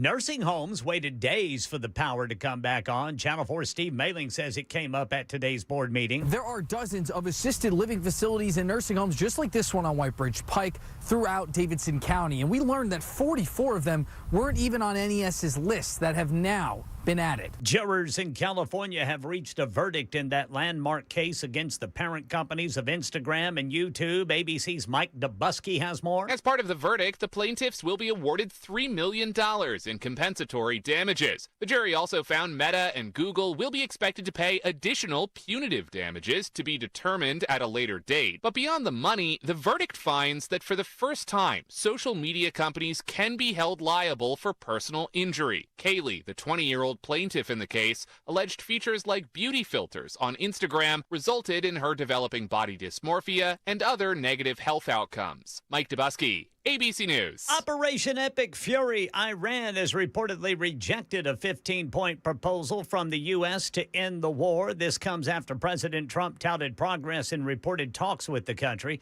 suggesting both sides were close to a deal. ABC News foreign correspondent Tom Sufi Burridge reports from Tel Aviv that the Strait of Hormuz appears to be a major sticking point for Iran. According to a senior Israeli security official that we spoke to, Israel is working on the premise that Iran has laid naval mines into the Strait of Hormuz, a critical waterway in terms of key exports, oil and gas, but other very vital exports for the world's economy, like fertilizers. That is certainly part of the negotiation right now. And look, the Iranians, that is their kind of trump card in all this, the fact that they have the stranglehold on the Strait of Hormuz. That's the latest news. Traffic and weather next. I'm Ken Weaver, WTN News.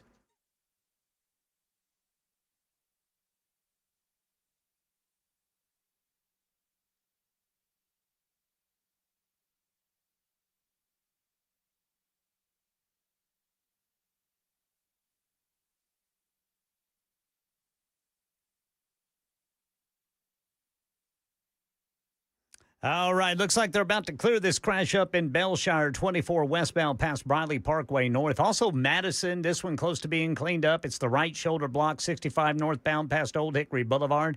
West Nashville, the crash, Charlotte Pike east of I-40. Glencliff, 40 westbound at Spence Lane. Bellevue, an injury crash now, Old Hickory Boulevard at Charlotte Pike. Still working one in Donaldson Pike just north of Elm Hill Pike. I'm Ken Weaver.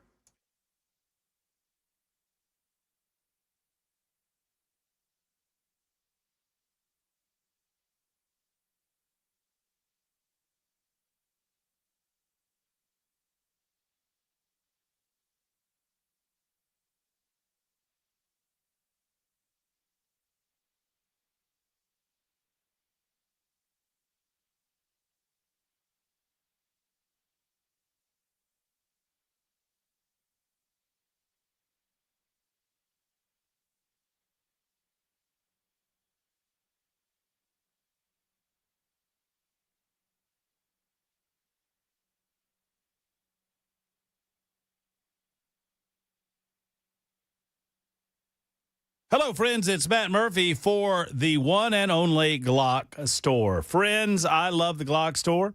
I love everything the Glock store is about, and I love the fact that the Glock store is there for you when you need them. You know, we've talked for quite a bit over the last several weeks about the Shoot 270 rooms, never lanes, rooms that simply provide a superior experience when it comes to your training. And with the force-on-force simunition, I mean, my goodness gracious, this is where it's at, friends. Well, I'm here to tell you that very soon you're going to get some new information about the open house. If you've ever been to an open house at the Glock store, then you already know, and you'll want to mark your calendars for the date. It's happening in May. And we want you to be there. I will be there. I think the rest of the crew, I think Dan and Chris will be there as well. We're out and about because of the bigness of the event. The bigness of the event. There'll be food trucks. There'll be fun. Typically there's ice cream. There's giveaways. There's raffles. And it's coming. It's the Glock store's annual big-time party and celebration, and it's happening in May, and we'll be telling you more about that. But in the meantime, get to the Glock store. The retail side is so good. They have the manufacturing division. They have, of course, the force-on-force simunition exercises, and they've got the Shoot 270 rooms. It's the whole package at the one and only Glock store. Minutes away from the airport, worth the drive from anywhere. I encourage you to get there today. It's the Glock store.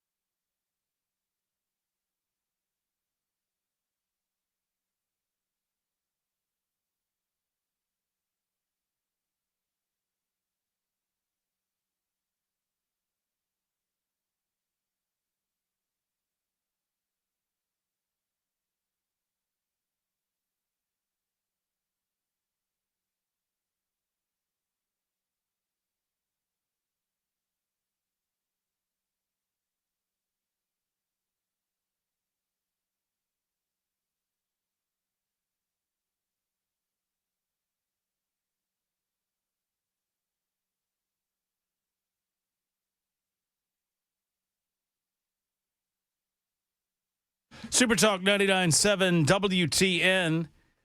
Nashville's Morning News is hosted by Dan Mandis, but he never stops working. He just sent me, for some reason, I'm not on this email list. I can only imagine why. He just sent me an email blast that came from an organization called CARE, C-A-R-E, Citizens Against Racetrack Expansion for Nashville. Well, wait a minute. Citizens, C, against a racetrack, RT. R, expansion for Isn't that Karen? It's not Karen, it's Karen. Bunch of damn Karens astroturfing this effort.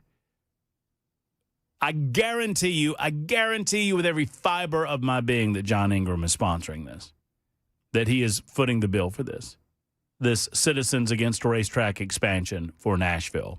They call themselves CARE. They're really a bunch of Karens. Racetrack was there before you, et cetera, et cetera.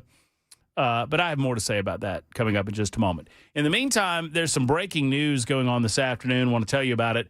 It is a massive victory for the Trump administration and for Immigration and Customs Enforcement. Before I tell you about that, though, Tom is next up on the line. Hey, Tom, how are you? Hey there, Matt. I appreciate you so much. You've been really just putting all my thoughts into words here, and I appreciate you sticking up and being the voice for Tennesseans here in this bizarre time that we're living through here. And I just really quickly wanted to, it's been heavy on my heart just what elections mean to us as Americans and as Tennesseans. And, one of the things that elections, one of the purposes they serve is that we are not constantly, violently struggling for power and policy. We don't live in a nation where we're constantly under threat of the next group rising up and seizing power, because we have created a system where we can have those struggles peacefully and rationally, but we cannot disenfranchise voters and the people to such a point where they no longer value or believe that elections serve that purpose, or we endanger our entire system, the peace. And I would just propose that, Scott Golden and the Tennessee SEC has behaved as enemies of the people, enemies of Tennesseans, not even of Republicans or Republican candidates or a Cade Cothran, but as of the entire the beautiful system that we have that we cannot take for granted. And one other point I'll make real quickly, I was actually at the Lawrence County GOP meeting. I'm a former executive committee member there. Last night when we discussed the removal of Cade, and obviously Cade's a member of that chapter, et cetera.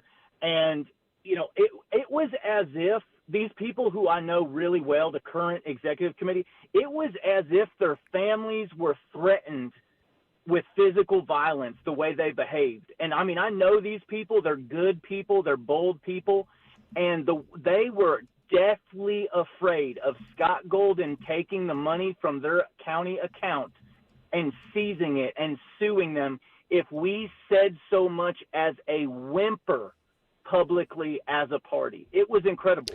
It's my understanding that the state executive committee was considering adding language to the bylaws preventing any Republican from referring to any other Republican as a rhino.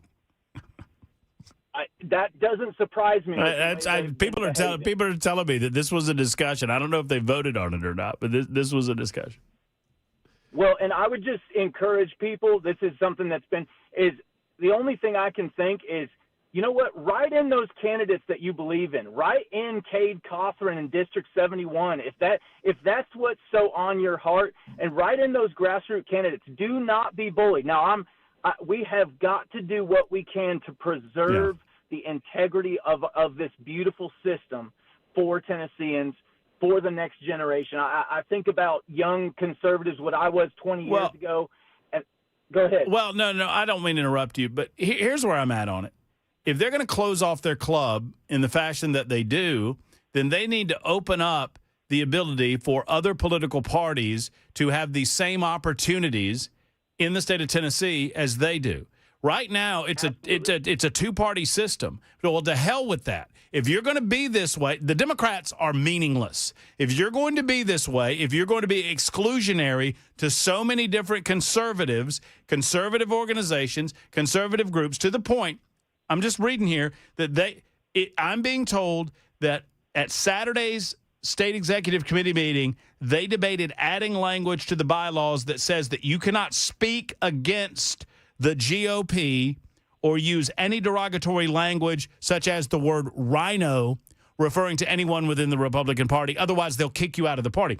Well, that's fine. It's their club. They can set up the club the way they want. But I demand that the General Assembly open up the ballot access so that we can get other political parties in this state that will actually comport themselves in a manner consistent with the democracy that our founding fathers started. Amen. Amen. I mean, sorry to monologue over you there, Tom, but I mean, good gracious. Thank you for the call, Tom. Great call. Great call. You got me on a rant, buddy. I mean, you can't have it both ways. They use the power of the General Assembly to be exclusionary in terms of how I can gain ballot access as a third party in this state. And at the same time, they become inter-party exclusionary to anybody that might have slightly differing views about how to act. Does that seem right at all? So I don't really have any ability to get on the ballot. I mean, I got to collect all of these signatures and do all of these other things as, for example, a libertarian or a member of the Constitution Party or, hell, a member of the Green Party for all that, for that matter. But if I'm a part of the Republican Party or I want to be and I want to, I want to affect change within the party and I call it like I see it and I call it out, I immediately get the boot, and I'm in a wasteland because they can't handle being challenged. Scott Golden, y'all, this is not my fight, but you Republicans, I mean, is this what you want, Scott Golden, as the voice of the Tennessee GOP? And where are the rest of the leaders? Where's Jack Johnson? I mean, I'm calling out my friends now. Where's Cameron Sexton? Where's Jack Johnson? Where's Bill Lee? Is this okay with you? Well, and you know what they always do? And it makes me want to puke. Yeah, these are the rules, Matt. These are the rules. If you want to be a Republican, these are the rules. But you also created the rules, making it near impossible to create a third-party option in this state. And so I just have to suck it up and take it? We just have to bend over and take it. Not, well, that's just gross. That's just gross. The whole thing's just gross. And I've harped on it too long, and I know that I have, and I apologize for that. I just get gnawing on it. Just get stuck in my craw, man. Speaking of people stuck in my craw, here's Mike in Old Hickory, who has yet to take me up on my offer to meet him for coffee or any other beverage of his choosing, and I will give him a coffee mug made by our listeners in his honor. Hello, Mike.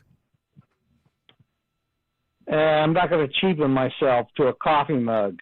You know what, Matt? I've listened to you a long time, and I stopped listening for a while, and then I started listening again because you got a lot of great points.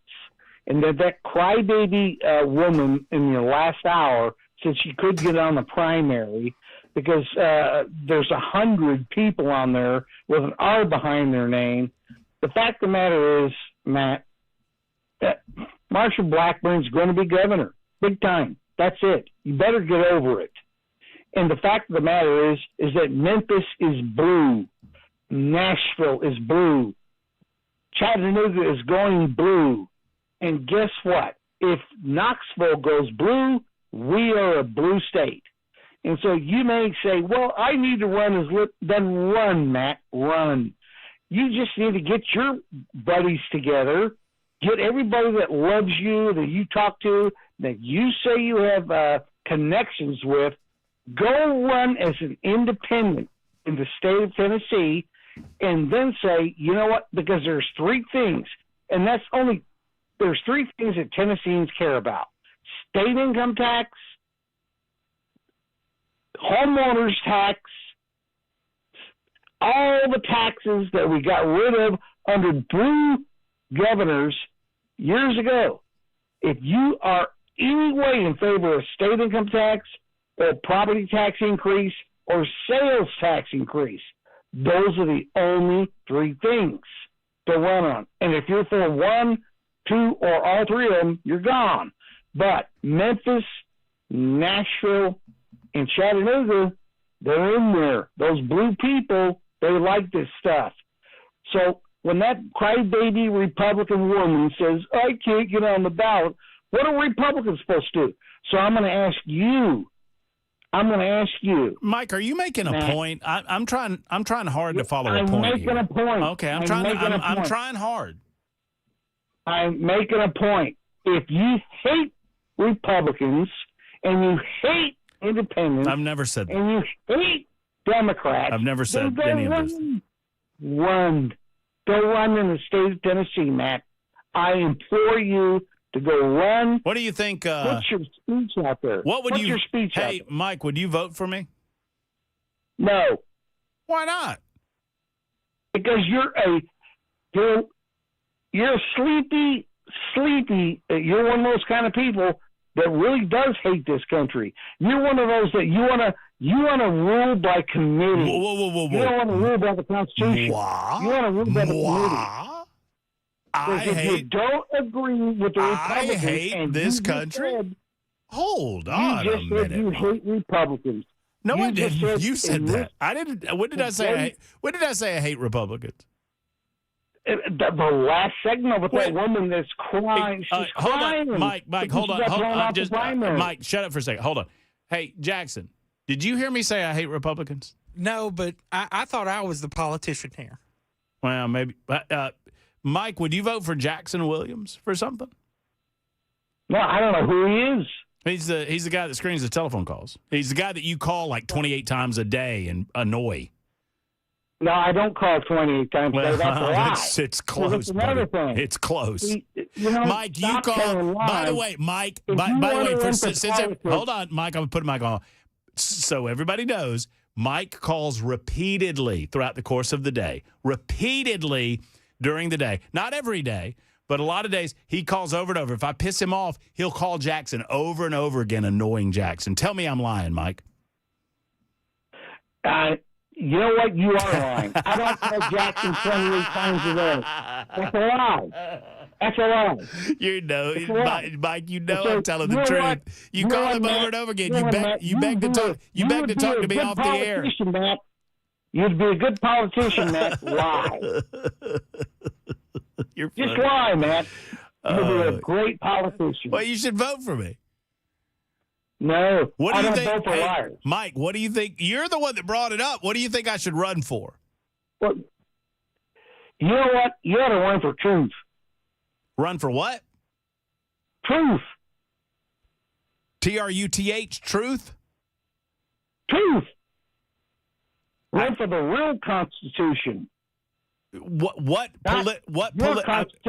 Mike, just listen with the ears. The Constitution that was set up by the founding fathers of America. Listen with the ears that God gave you. What political office do you think I should run? Republican. You don't believe in Democrats. You don't believe in independents. Mike, you just want to what you just want to believe what you want to believe. You told me I should run for office. I'm asking what office? Should I run for governor? Should I run for Congress? Should I run for dog catcher? Who do you want to run for, man? I mean, you tell me. You're going to be Mike. Will you be my campaign manager? You're the one that hates America. Mike, this is an opportunity. You can earn some, money. I know you. You're the one that hates I know America. you're on a fixed. I know you're on a fixed income over there. Libertarian.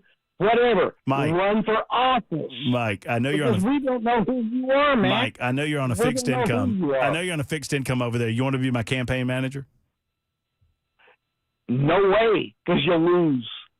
Well, yeah, but I don't vote for people. I don't vote for people that don't have backbones. Who'd you? You don't have a backbone. Who's the last person you voted for? Who's the last person you voted for president?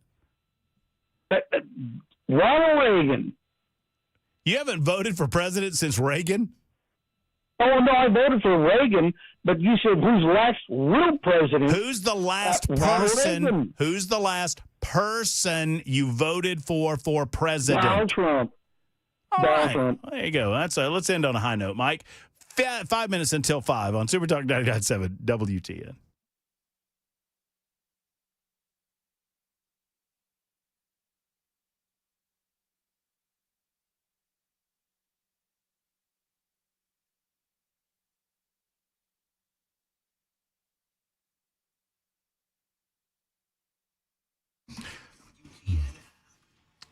I was confused because I thought Mike was telling me to run for tooth, and I didn't really like. You're asking me to run for state dentist. He was saying truth, but it sounded like he was saying tooth. I don't know if his dentures were getting in the way. Anyway, let me tell you something, folks. I went to Contours. I got back in the saddle, got back to Contours this week. I'm back, baby. Have not been in 2026, but I got back over there because, you know how it goes. You get a little round around the middle and you need a little help. And, I did something. I asked about the bags under my eyes because I don't like the bags under my eyes. I just don't, and there's not a lot I can do about them, but I don't want to be that guy. But I'm like, hey, is there any help? And Stephanie said you need to have a red light therapy facial treatment done, and so they did that. My first treatment. I'm going to get several others done, and let's see how it works. I mean, if you're watching on Talk TV, maybe you'll see some improvement. Let me know. They do it for both men and women. You can tighten your skin, restore your natural glow. Contours is for everybody, guys and gals. You should check them out at contoursllc.com. Whether it's your waistline, whether it's your thighs, whether it's your man boobs, whether it's your whatever it might be, they can help you at Contours LLC. Get that weight off where you've been trying to get it off. If you can't get it off at the gym, if you just got those trouble spots, Contours LLC, 615-236-9960, 236-9960.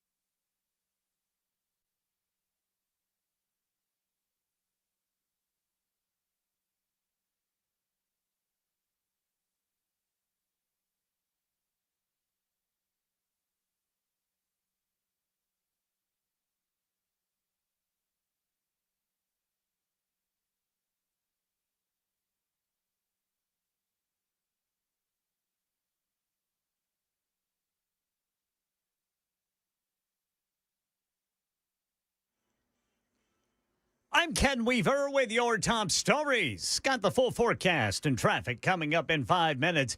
At a board meeting today, Nashville Electric Service CEO Teresa Broyles-Applin revealed they're beefing up security after harassment emails over the company's response to the January ice storm. We're seeking swift resolution and intend to pursue prosecution for any threats made to NES employees. And we're currently navigating 11 credible death threats through the Metro Nashville Police Department that were made against management. Dozens of nursing homes and assisted living centers went without power for days. Channel 4 Steve Mailing was at today's board meeting, says 44 of those facilities were not even on the list, but have since been added. And while they were in the dark, we brought you up to the window at one of the facilities without power to show you how residents were sleeping in chairs to stay warm off the few rooms powered by the facility's generators. As a part of their plan going forward for storms, nursing homes and places with high medical needs will be at the front of the line to be restored. A contrast from what we saw in January. I was appalled that they think it's okay for humans to be treated this way. This was a part of the first of 4 pillars that NES is working on fixing following January's ice storm, stressing an importance on prioritizing power restoration to places where people with medical needs live. A landmark ruling from federal court in Los Angeles where a jury has found social media companies liable for impacting the mental health of a woman when she was a child. ABC's Alex Stone reports from L.A. On the 9th day of deliberating, the jury finding both Meta and YouTube are liable in a first-of-its-kind lawsuit that could tee up many more such suits. The jury finding the platforms that create Facebook, Instagram, and YouTube are negligent in the design or operation of their platforms, causing harm to a 20-year-old woman who says her use of social media as a child addicted her to the technology and led to mental health issues. The jury awarding the woman $3 million. Meta saying in a statement it disagrees with the verdict and is evaluating its legal options. Alex Stone, ABC News, Los Angeles. Operation Epic Fury. Iran has reportedly rejected a 15-point proposal from the U.S. to end the war. Iranian state media quoting top officials laying out 5 conditions Iran once met. This comes after President Trump touted progress in reported talks with the country, suggesting both sides were close to a deal. ABC News foreign correspondent Tom Sufi Burridge reports from Israel. Iran, in terms of its maximalist demands, wants the U.S. to decommission, leave its U.S. bases in the Gulf. No chance of President Trump agreeing to that. It also wants relief from sanctions. I think more than anything this time around, though, given the rhetoric coming out of Tehran, is that the Iranians are looking for some kind of guarantee that would mean that the U.S. and Israel will not attack Iran once again if there were to be a deal. That's the latest news. Traffic and weather next. I'm Ken Weaver, WTN News.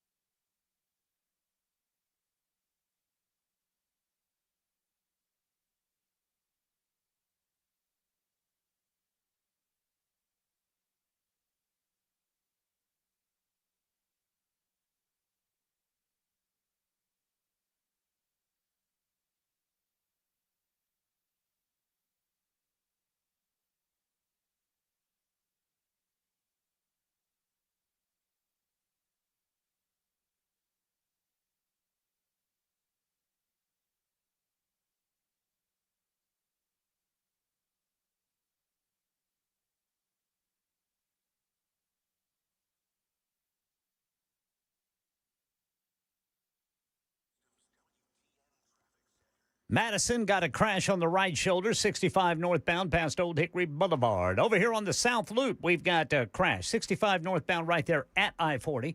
And then a crash 24 westbound past Murfreesboro Pike. Over by the airport, a crash off-ramp partially blocked, 40 eastbound off-ramp to Briley Parkway. Downtown split, a wreck, 40 westbound there at exit 211. And in Madison, a crash off-ramp partially blocked, 65 southbound off-ramp to Old Hickory Boulevard. I'm Ken Weaver.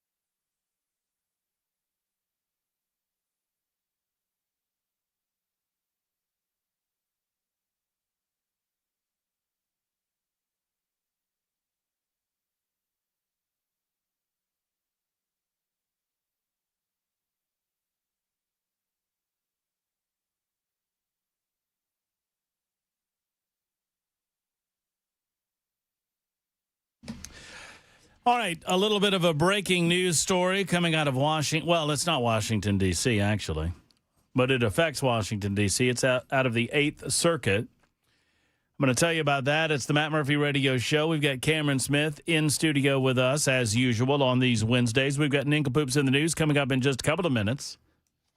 Who won yesterday, Jackson? Who won yesterday? Me. It was not you. It was not you. I knew the answer to this question before I asked the question. And that was a test, Jackson. And you I guess, depending on the point of view, you either passed or failed. Mm-hmm. Ken Weaver won yesterday. Yes, sir. I like that.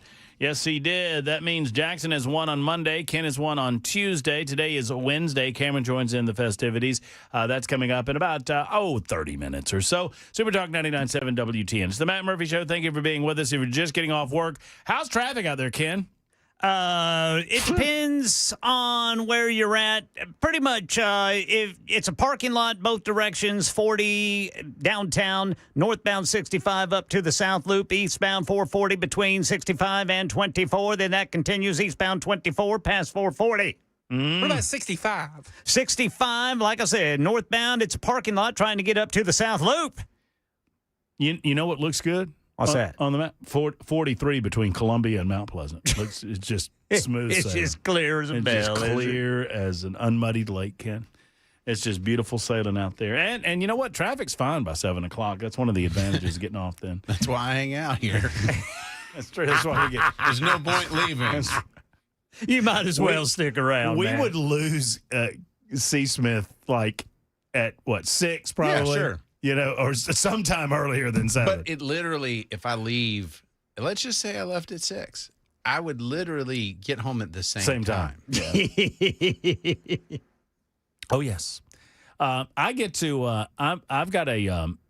I'm working on a little project where I'm moving some stuff around, and I'll be in your neck of the woods Monday, returning a U-Haul because they said I couldn't return it near Columbia. I could, but if I returned it near Nolensville, they would give me like a $40 credit. Is that due to the international exchange laws?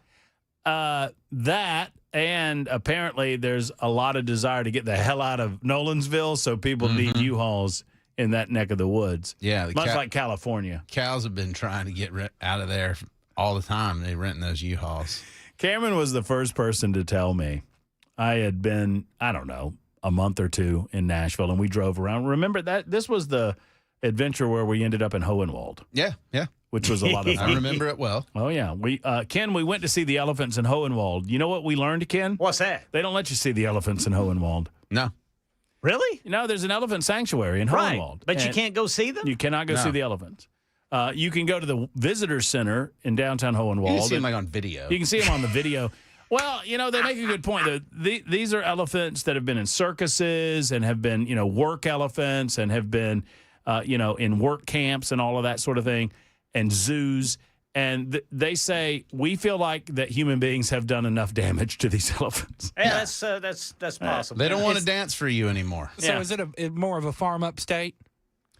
Pretty much, yeah. A little farm upstate. Well, but we went to the Hohenwald Museum of Natural History. My Lord. Which was, what was that guy's name? I don't know. Somebody will know.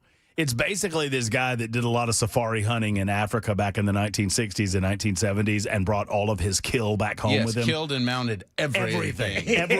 Every animal known on planet Earth, Ken, is in this museum. Any woodpeckers?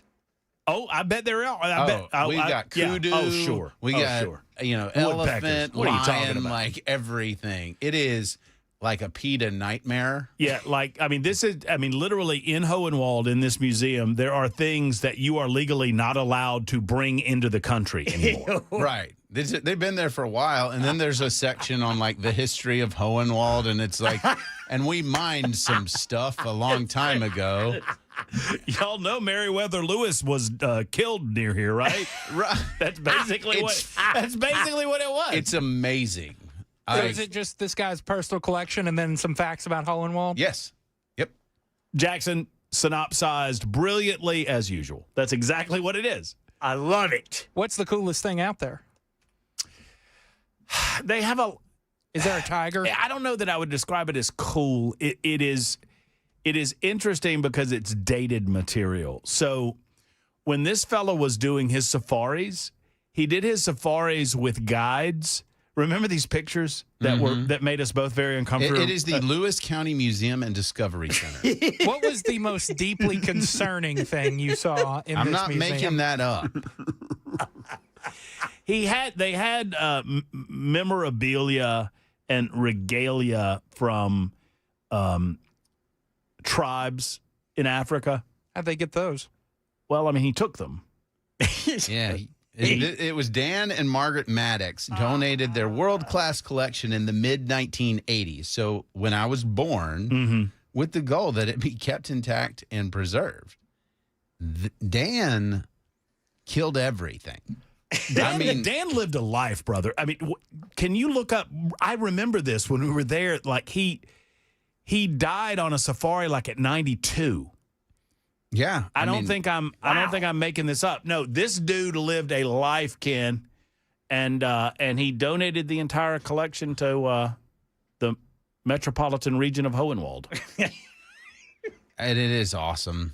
And I bet you it is. It is just, if y'all haven't seen it, you got to go. There's a website. You can check it out.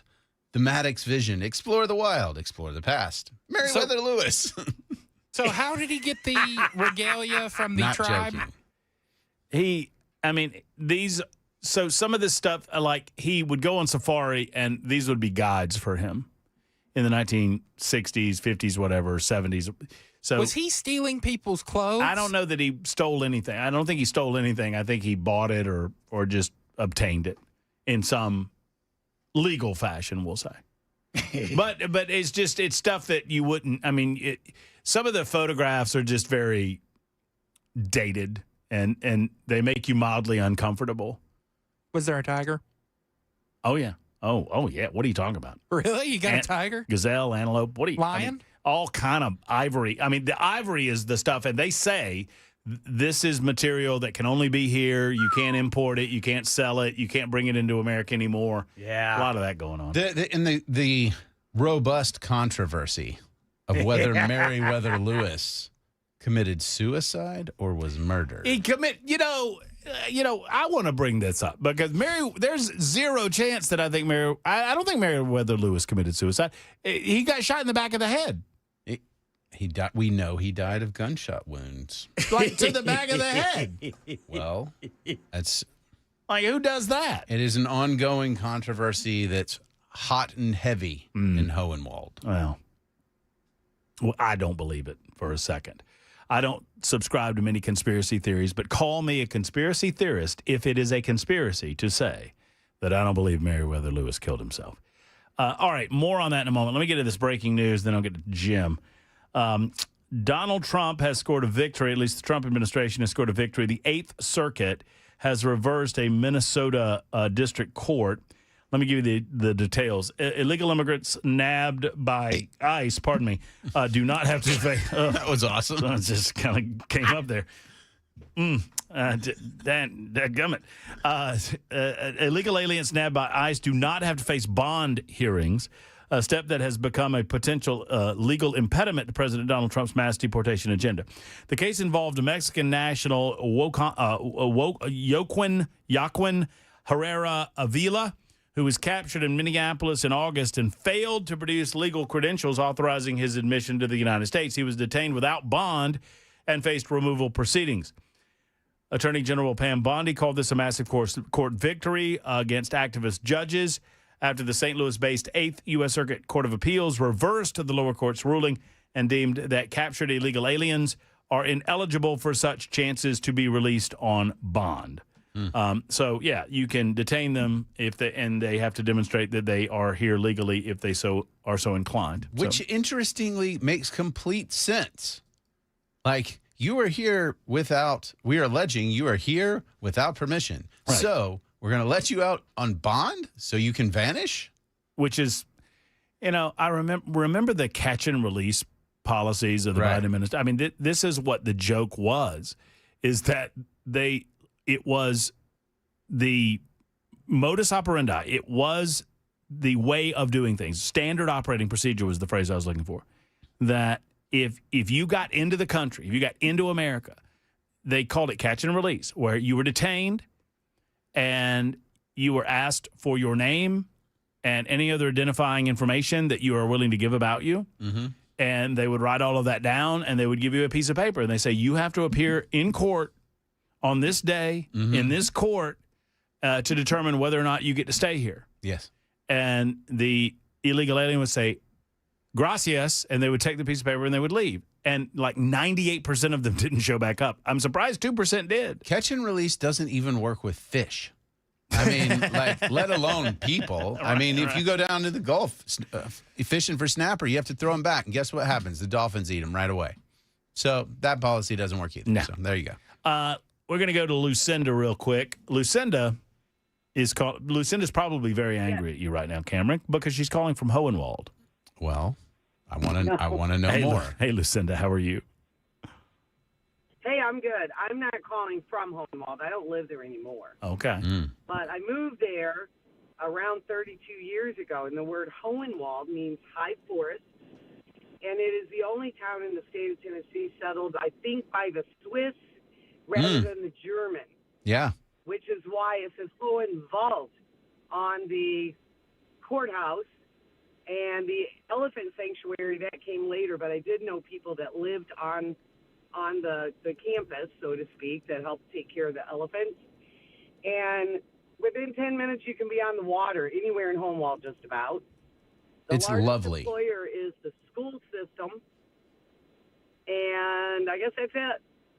It's a good place. I lived there for 22 years. I loved it. Oh, it's a little bitty place, but it was a lovely adventure. We had a ton of fun. We had a ton of fun in Hohenwald. I keep trying to find a way to go buy some land there. The only problem is money. But other than that, totally good. Yeah. Love it. Yeah, and actually, at one time, it had the largest population per capita in the state. Of what? Sorry, you bleeped out. We need to know what it is. The largest population per capita in the state of Tennessee at one time. I don't know if that's true. Of what? Largest per capita of what? People? Of people. Oh. People per land. Per square foot of land. Like they're the fewest number of people per square foot or the most? The most. I'm very confused, Lucinda. I'm skeptical of that one. I don't know if I believe that. It was in the yellow pages when I first moved there. Wow. If it's in the yellow pages. That's where I go as an authority. It's got Lucinda, you're dating yourself talking about the yellow pages. Yeah. I'm 62 and I wasn't asking. Don't do that to me. Now see, Lucinda, now people are going to put me on the super text line. They're going to put me on notice because they're going to claim that I called a woman out for her age. I was not trying to do that. I apologize. I don't care. Honestly, I don't care. Well, we did also learn that people were wanting to know if the Clintons had been in Hohenwald around the time of Meriwether Lewis's death. Hey, my maybe. Lucinda, thank you for the call. I got a line on some property for you, buddy boy. Oh, okay. I got Hohenwald property for $2,000 an acre. Oh. You just have to buy 739 acres. Sweet. I'm not even kidding. My neighbors who were part of the, I mean, they were Henry, one of my neighbors. He's got some property out in Hohenwald. I'm curious. Yeah, well, I mean, I don't know if he'll subdivide or not, but 739 acres. There's caves on it. I have some very weird land requests, Like, demands. do you have any caves of any substantial size? Because my boys and I like that. See, here it comes. James is like, how gentlemanly of you, Murphy. You called a woman out. I wasn't trying to do that. I was just saying you referenced the Yellow Pages, and I can't remember the last time I've seen a Yellow Pages. It's been a long time. I used to deliver them. Did you now? I did. As a lad? Yes. Back in the olden times? When I was a teenager, we would fill up the car with Yellow Pages and chuck them. Jackson, any jokes from you? Go right ahead. I mean, we're just teeing them up. Yellow Pages. Were the pages really yellow? No, they were just that old. Yeah. No, the Yellow Pages, the pages were yellow, yes. You see the telephone directory. Do you know what a telephone directory is, Jackson? A phone book? Yes, I'm aware of what a phone book is. Well, the white pages were residential properties. The Yellow Pages were commercial properties. And the Yellow Pages is where y'all remember the phrase? Let your fingers do the walking. Oh, yeah, I forgot about that. Let your fingers do the walking. But that's also how you knew the difference is yellow is business, right. And white is people. That's right. Did this one company have a monopoly on phone books? You know, that's a good question. Nobody knows. Nobody knows where they came from. I don't even know how I got paid to deliver them. I just knew that it was fun to throw phone books at people's houses. Yeah, Cam, were you a part of the phone book cult? Yeah. Regularly. He was part of the Yellow Page Mafia. Yeah. Just chucking them. Let me tell you. But they wanted you to have them, boy. Because Did you pay for these things? No, the residents didn't, but people paid for ads in them. Right. So but you just got this big old phone book for free. Well, yeah, because they wanted. So That's they would, a horrible business model. No, it's a good, because I go to, if you're a business, right, I'm the Yellow Pages guy.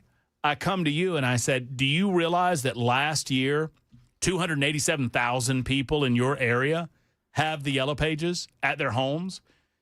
And you're like, wow, that's a lot of people. Don't you want to be in the Yellow Pages? That's where people go to find businesses like yours. Understand, Jackson, you know the internet? Yeah. That wasn't here. None of that existed. The internet squashed it like a bug. Oh, 100, but yes, I mean, it was on it. It was not a fair fight. It was gross. Are they still around? Yellow Pages? I don't know. know. What the hell do you have? What so is over there? So my wife got me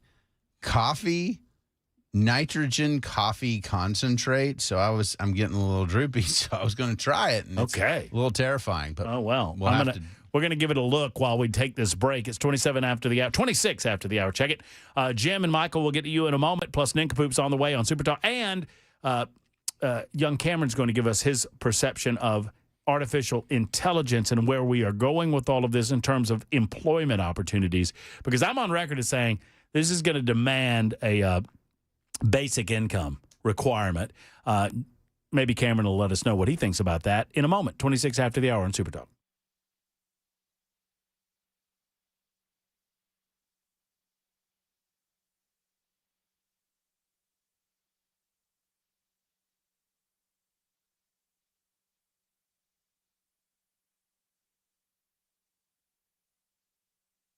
Hello, friends. It's Matt Murphy, and I want to talk to you for a moment about our friends at Grace Point Healthcare. Grace Point Healthcare is modern medicine delivered the old-fashioned way.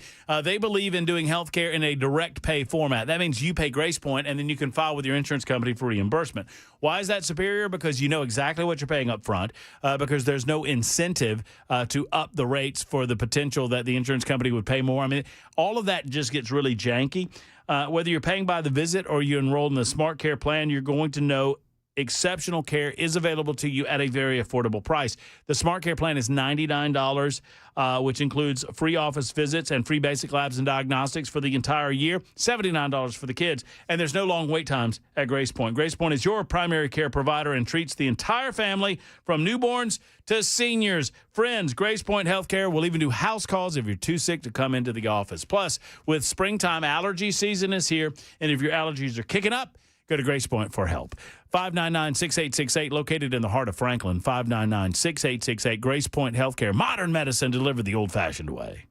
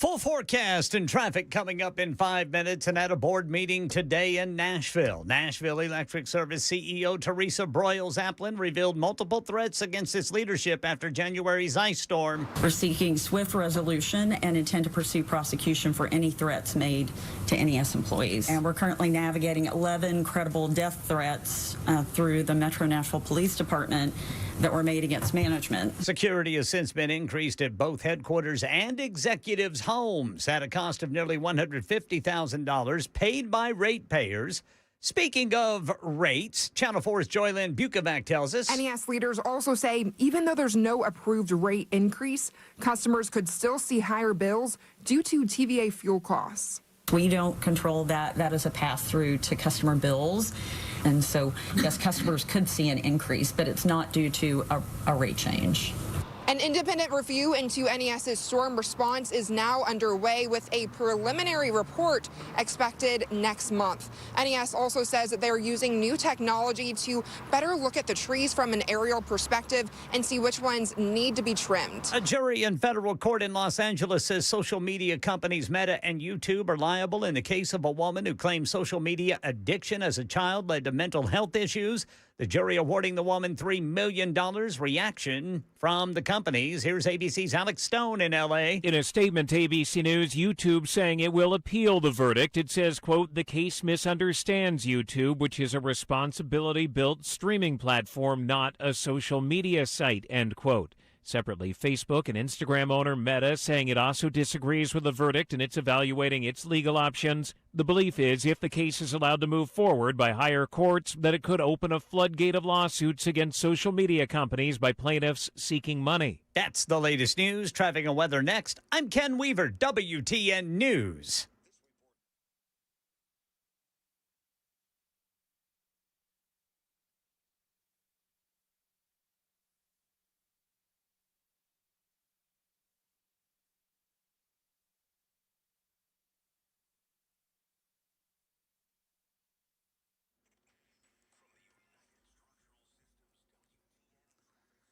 All right, South Loop got a crash. 65 northbound at I-40. South Nashville, 24 westbound past Murfreesboro Pike. Over by the airport, 40 eastbound off-ramp to Briley Parkway. And then the downtown split, 40 westbound at I-24. That's going to be exit 211. Two crashes in Madison. One is blocking the off-ramp 65 southbound to Old Hickory Boulevard. The other one, 65 northbound past Old Hickory Boulevard. I'm Ken Weaver.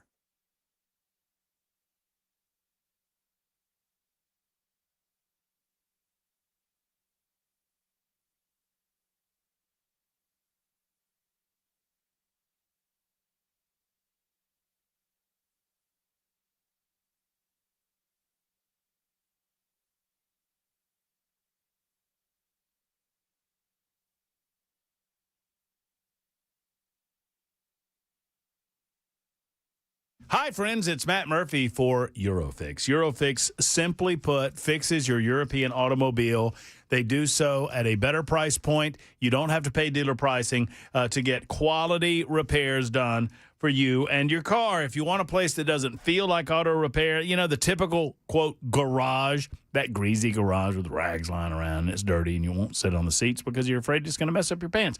They don't believe in that at Eurofix. They're clean, they're comfortable, they're inviting areas. The service areas are spotless too, because they care about everything from start to finish. They care about how you're treated. They care about how your car is treated. 3-year, 36,000-mile nationwide warranty on all repairs that they perform, and at below dealer pricing. Aaron Stokes, for 26 years of his life, he guaranteed this for Eurofix, and they're going to continue that legacy for you. Locations in Nashville, Franklin, Belmead, Murfreesboro, and Mount Juliet, 844-EUROFIX, 844-EUROFIX, or online at myEurofix.com.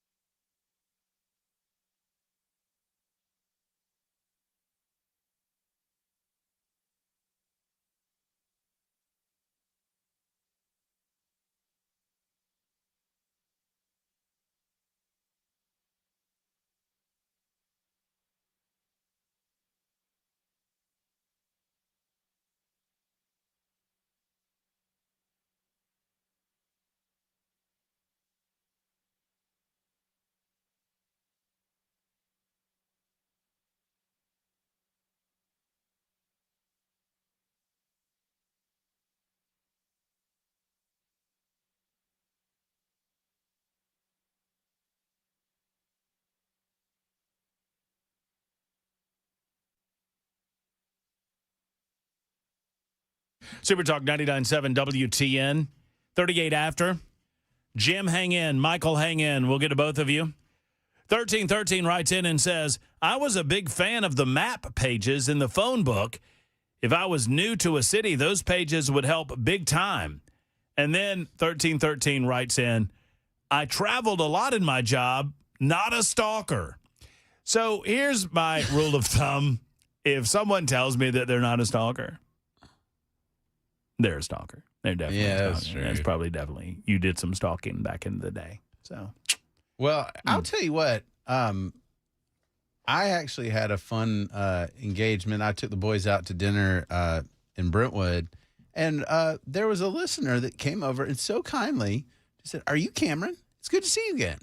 And like introduced herself, and it was wonderful. Like, so the listeners to this show have fantastic manners. They are wonderful people, and every time you guys see me out, see us out, say hi. Yeah, like, do cool. say hi.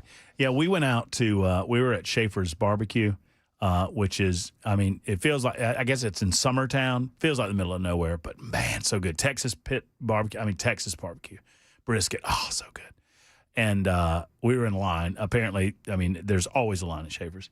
And I had like two separate people come up and say, love the show. Thank you for everything. I was like, y'all are so cool. Thank y'all for. I like it that. when what's funny for me is when people say, your voice sounds so familiar. I'm like, no idea what you're talking about. No clue. Where No have I clue. seen you before? I have just that universal face. Yeah. Oh, you do. It's a universal you do. face. You do have you do have universal. Oh, that's my cousin face. That's my cousin. His name's Cameron. He's harmless. 39 after the hour. Get to calls momentarily. But right now, you guys know what time it is. It's time for the poops. Nincompoops in the news. See what it did there, Ken? Called it the poops. I was getting ready to say, time for the poops. Gonna have to run down the hall.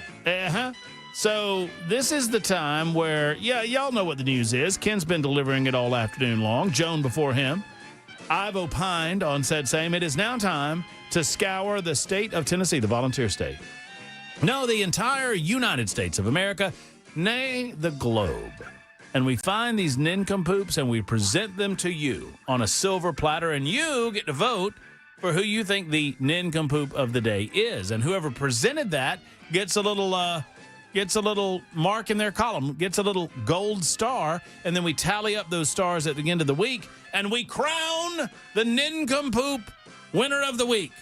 Jackson, who is the current possessor of the crown and the trophy? That would be your King Jackson. Trying to fight off Bishop Weaver with a stick. Bishop.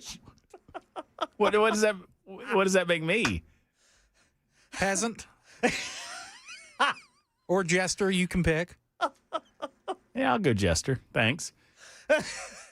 Cameron, you can be a duke if you want. I appreciate that, Jackson.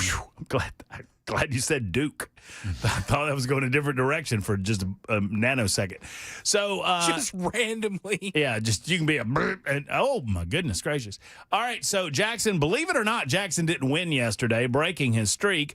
Jackson did win on Monday. Ken Weaver was the big winner yesterday. Congratulations, Ken Weaver. Great news story. And you get to pick the order today, Ken. I'm gonna go Ken, Murphy, Cameron, Jackson. That's why I get to be the big finale. Now, I hope like two people pick your story. I hope somebody picks your story and you find a new story, and then the next person that goes has that story too. That's what I hope. Okay? So let's start off right. Ken, go. This out of North Charleston, South Carolina, where an officer discovered meth during an encounter with a naked man at a gas station. Officers said a report of a naked man outside a North Charleston gas station led to a drug arrest Monday afternoon. It was around 4:15 p.m. local time when an officer responded to the Circle K gas station there on Rivers Avenue. Call about a man reportedly unclothed in the bushes. Oh, no. Upon arrival, the officer found the man in plain view. Didn't have any pants on. The officer instructed the man, identified as 34-year-old Davon Octavius Lawrence, to put on his pants, which were beside him. While gathering Lawrence's belongings, the officer found a small bag containing less than a gram of methamphetamine. Lawrence admitted that the bag and one of the IDs inside belonged to him. He was charged with possession of methamphetamine and indecent exposure. He was transported to the Al Cannon Detention Center. You know, people never get charged with decent exposure. No. Ever notice that? It's always indecent exposure. You know, you exposed yourself, but you were decent about it. Well, I mean, you know, you got to talk. You got to think. Some people walk around without a shirt, and you know that's not necessarily indecent.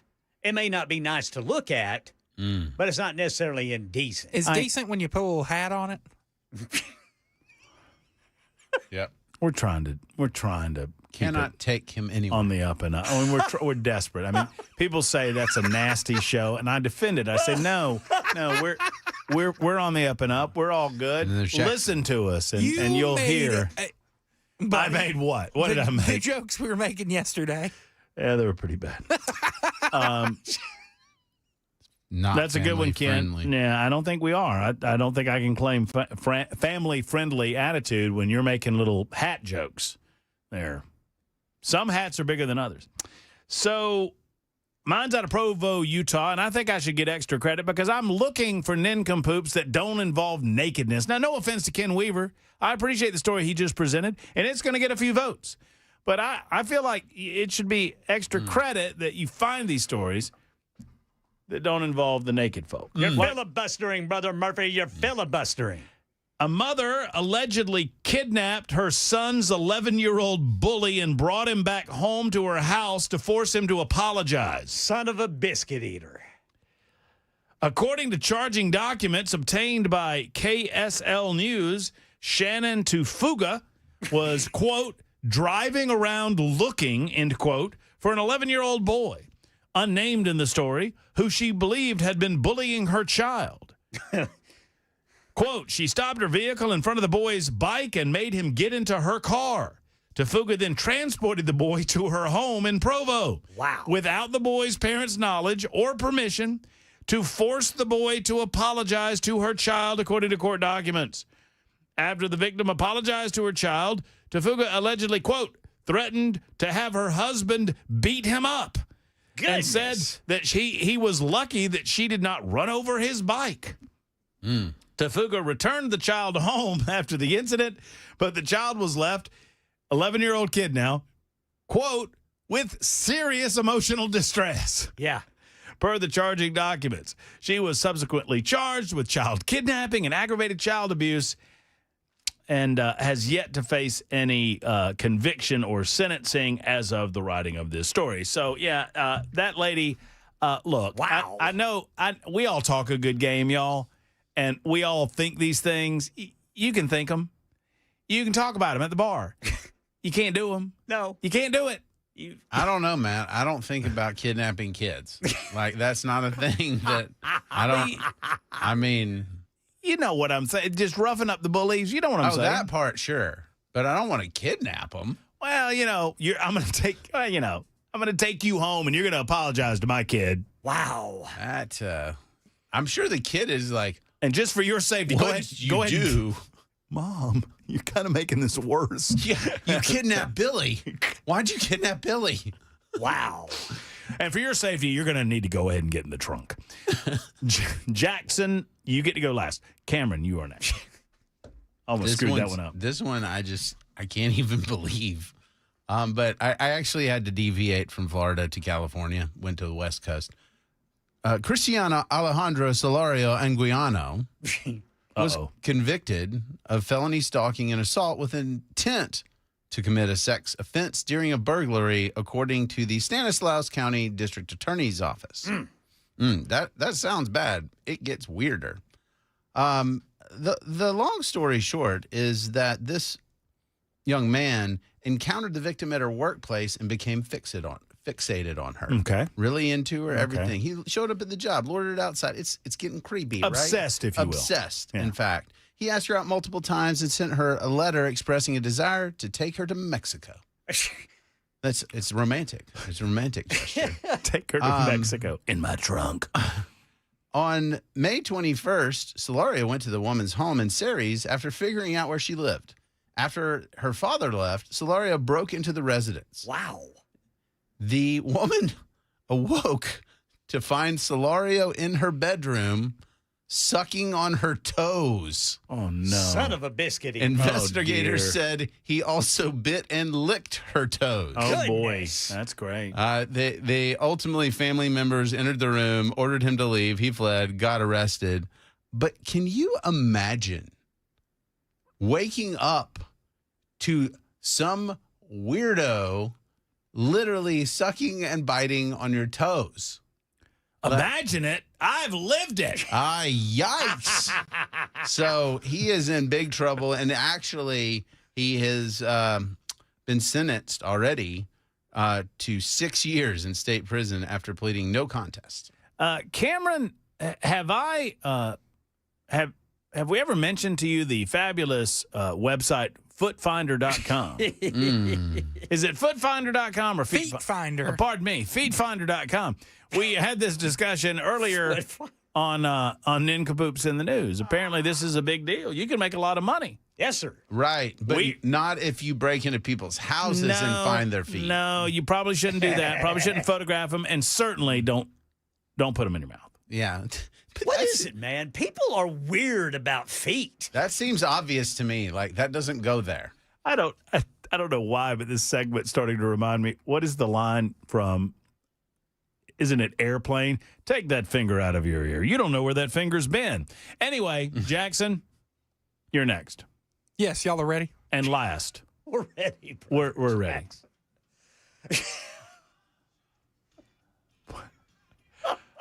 Wait, you have walk-up music? Look, this is how you win the Butch Jones Life Championship. A Pennsylvania man sang this song, burning down the house while torching his home. I mean, it fits.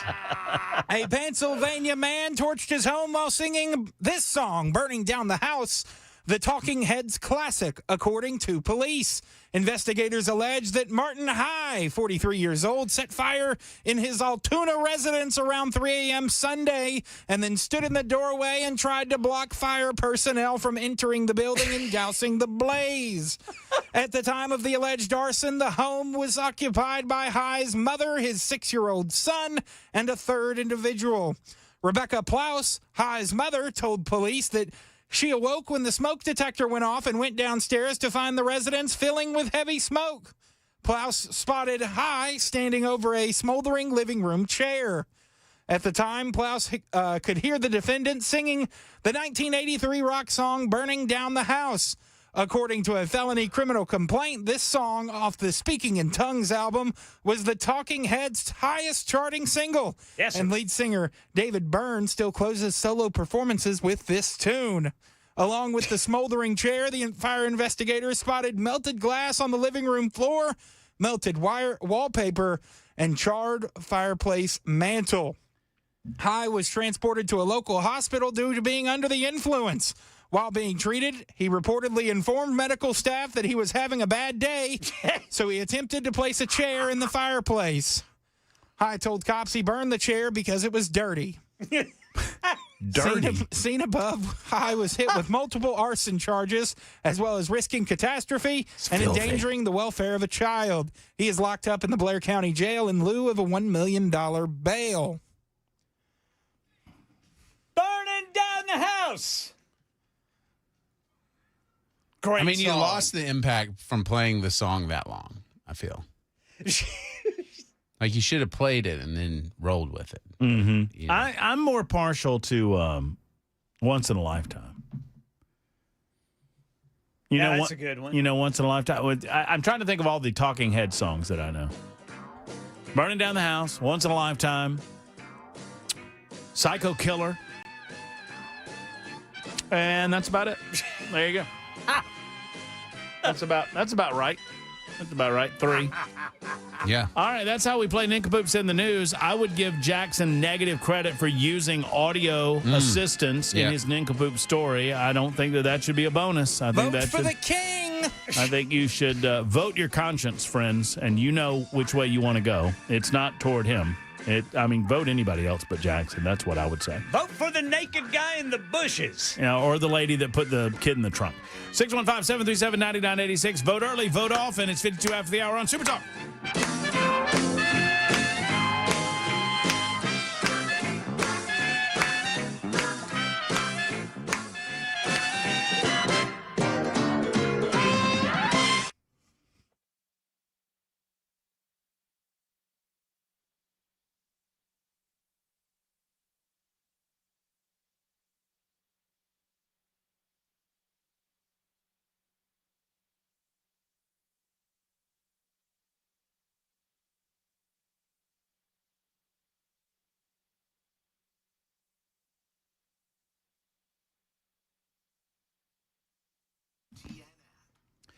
Hi, friends. If you're down Franklin Way, I would encourage you to stop into Savory Spice. They're just off the square next to Gray's Pharmacy. And when you walk through the doors, you'll smell the delicious aroma of the various spices that people before you have sampled. Because here's the deal. When you walk into Savory Spice, I love this about Holly and David and their place. They have samplers, right?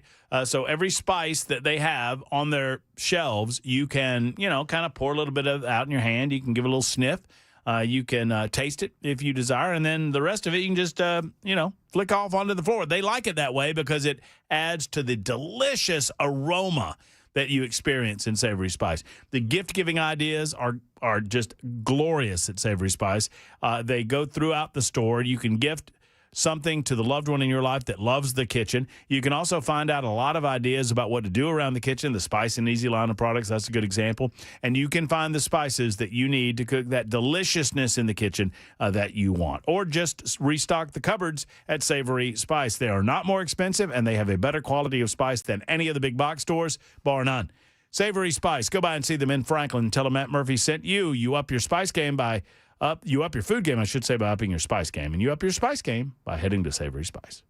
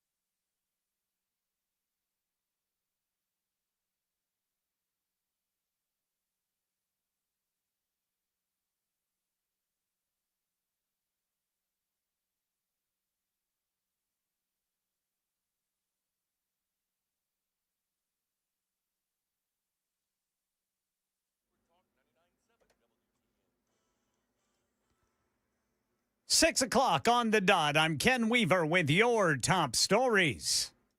Full forecast, traffic updates in 5 minutes. And right now in Nashville, Nashville Electric Service officials say they're working with Metro Police on a number of harassing emails, including at least 11 credible death threats since the January ice storm. WSMV Channel 4 investigates. Chief reporter Jeremy Finley says ratepayers are paying for private security for the CEO and COO. NES's embattled leader, Teresa Applin-Broyles, started receiving 24 hours a day protection from off-duty Metro Police at her Nashville home on February 1st. That's according to emails between Metro Police and WSMV4 Investigates.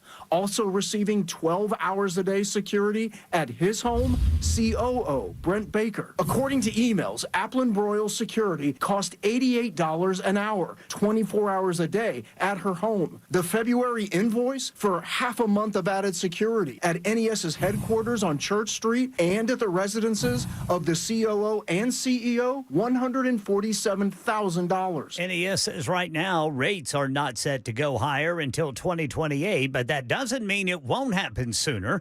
CEO Teresa Applin-Broyles says bills still could go higher due to TVA fuel costs. We don't control that. That is a pass-through to customer bills.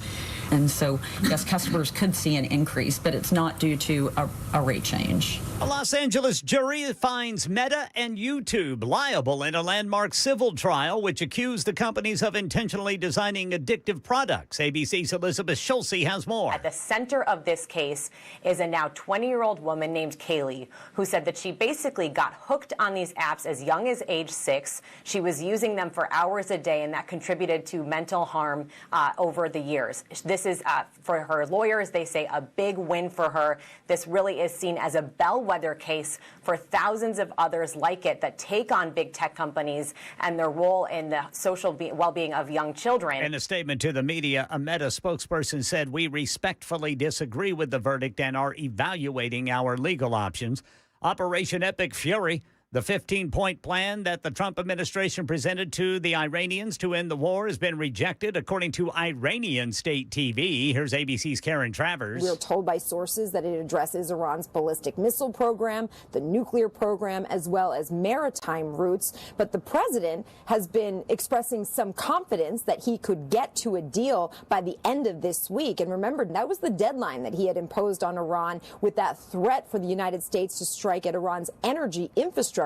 He had said that that was a threat for Monday night. He lifted it and extended it by a couple of days. But now it certainly looks like any potential deal is not possible with Iran rejecting what the administration has put forward. That's the latest news. Traffic and weather next. I'm Ken Weaver, WTN News.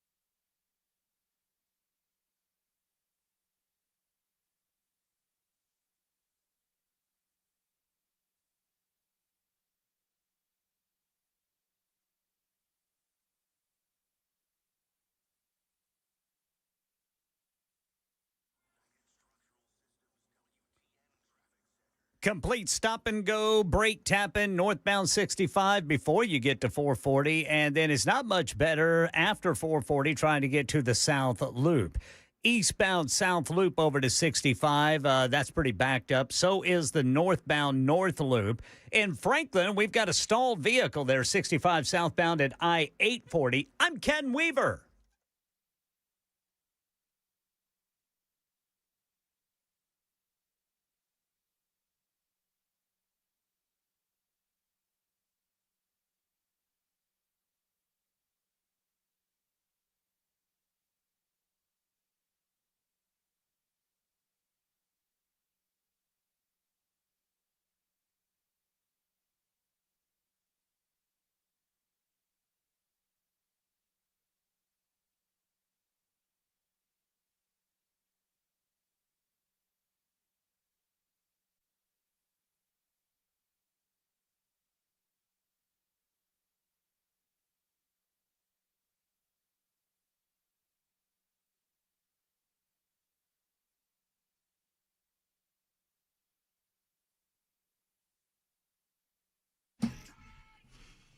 Man, every time I see, hey, Cameron, Jackson, you see Wally in there? You see Wally over there? Every time I see Wally, he's so energetic.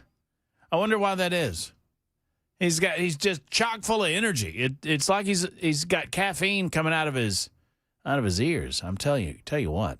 He's good at what he does, boy. You need to go over there and get some Wally's Bean Machine and stop with that stuff. Yeah, I do. This is bad. It's gone, but it was terrible. Can we talk about it? Yeah, sure. So, your lovely bride, Justine, provided you with, what are these things? Here, give me one so I can hold them up to the camera. Yeah. So, here's one of them. They're nice. So, this says coffee to the moo. It is nitro coffee concentrate with infusion. When it's said like that, it's probably not even safe to eat or drink, I should say. This is a cup of coffee. Yes. You put water in there, and then you spray it. Mm-hmm. And there's 4 of them in there. There's Beauty Moo, Holy Moo, Skinny Moo, and just like Moo Moo. I don't know. Yeah, there's 3. Sorry. Poo Moo. Yeah.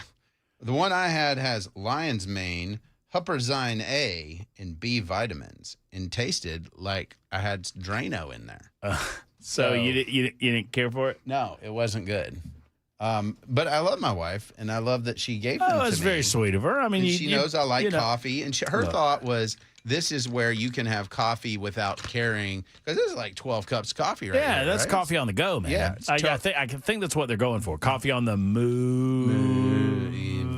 Maybe. I don't yes, but the whole point was I could have these and then have coffee. And wherever you want. And I think I'd rather just spray it straight in my mouth and just like suck it up. Have you tried that?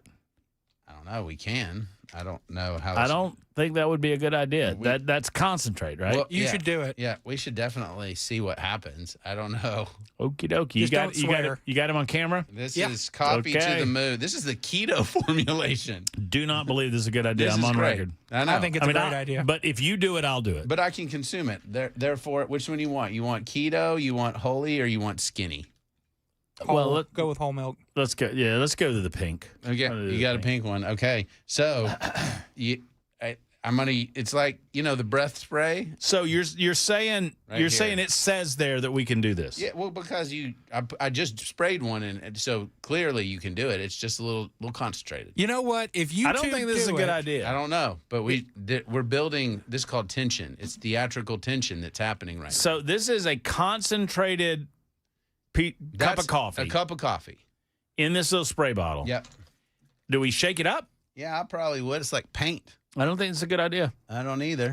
Have I said that enough? So yeah. I think I've said it 5 times now. Roughly 130 milligrams of caffeine. That's fine. I mean, I'm not worried about the caffeine. I'm just worried about the taste, honestly. Weird. What are you doing? You're doing it all? I'm not doing it all.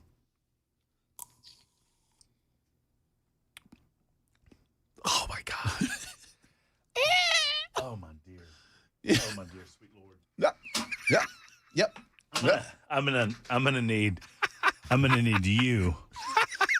That was. No, I you did gotta it. sit That in was it. not. I shot the whole thing. That was. I made it by about half. That was not. I don't know what to do with this on my hands. So much keto. Lick it up. Oh, that's gross. It is. Guys, do not don't do that. Do that, and don't. That's pretty rough, isn't it? What it tastes like? It's got like an astringent or something in it. It's not. That's. I don't understand. I don't understand what's happening right now. What it tastes like? It's nasty. It tasted nasty. It tasted like concentrated nasty. Not coffee though. It's like there's it's like there's the coffee tastes-ish, but then there's chemicals. It tastes. You know what it tastes like? You ever been in an office place where someone left the coffee pot on the burner and all the coffee burned out of it? That smell. That's what it tasted like. It tasted like that smell. Yeah. And so, really, the moral of the story is, hey, I was a fraternity guy, and if there's a challenge to eat or drink something, I'm doing it. I'm doing it. Well, I wasn't going to sit here and let you do it by yourself. Right. Peer pressure is real. Let's go. Come on now. Speaking of peer pressure, what the hell with the Republican Party? I don't know if you had a chance to hear any of this, but so they booted a bunch of people off the ballot, and a couple of them for good reason. I mean, apparently Cade Cothran gave money to Democrats. You can't do that, whatever. Although I'm beginning to start taking the side of Cothran here. I mean, so they boot people off the ballot. This doesn't feel very welcoming. It's not my party. It's not my club. It's not my group. They aren't my rules. But to knock off people, I mean, one of the people that was on the show, Debbie Matthews, was a Murray County. She was the head of the Republican Party in Murray County. And she got booted off the ballot, and they're not telling anyone why. This doesn't seem very inviting. Yeah, my attitude on a lot of this stuff is these parties become little fiefdoms where you have a state executive committee and they have these sort of petty battles and stuff. I don't like any of this stuff. No. I don't think that we need to have – I think you should be able to put Republican next to your name and run. Like some states, that's allowed, right? You don't have to go through a organization like the state party. You just say, I'm a Republican. Yeah, I mean, well, that seems a preferable model than this. Right, because what they want to have is we are a club. We are a club, and if you want to be part of the club, we get to dictate heavily, to which I say, well, most people don't actually understand that. They think that there's just somebody that said, I'm running as a Republican, and they're on the ballot, and they get to vote for them or not. Right. That's the way it should actually be. Correct. And you should be able, while we're at it, to say, my party is the pants party, and run on the ballot. Yes. That's my big issue with this, is that not only are they putting on these stringent rules and requirements for anybody running with an R, that's one thing. Okay, fine, as long as we know it. And then now they're saying, oh, well, you can't be critical of anybody else that's a Republican. That's weird. Why would I, if you're a Republican and you serve in, Nolensville, and I moved to Nolensville, and I'm like, I don't feel like we're getting, what we need out of Cameron. I'm going to run as a Republican against him. And what does a primary look like? What is that? Why do they even have primaries? He's a good guy. He's just not the goodest. Right. What? Yeah. Right. I mean, it's dumb. It is dumb. And I wouldn't have nearly the issue with it if they allowed ballot access to these third-party candidates in a similar fashion. So I get it. You don't want somebody who's a kook to be able to say, I got 16 signatures and now I'm on the state ballot statewide because I'm running for senator, right? Mm-hmm. But like the standard should be like 1,000 or whatever, and it should be the same for everybody. It shouldn't be that the incumbent parties are fine and everybody else has to jump through hoops and dance. They're also apparently, according to multiple sources, including Debbie Matthews, they're requiring people to pay money up front as a, quote, fee in addition to their filing fee. You have to pay. I mean, this feels like, what's that the Tuscaloosa thing where the machine. elephant club or whatever it is to get it Yes. It feels like you have to pay money on top of the money It's that a you're going to pay. PSL. It's a personal seat license. You have to pay for the personal seat license, and then you have to pay for the tickets to the games. Those two things are not the same thing. And this is, you have to pay money to the Republican Party, and you have to pay a state filing fee. That state filing fee is a state filing fee. The money to the Republican Party is just money. That feels like a poll tax.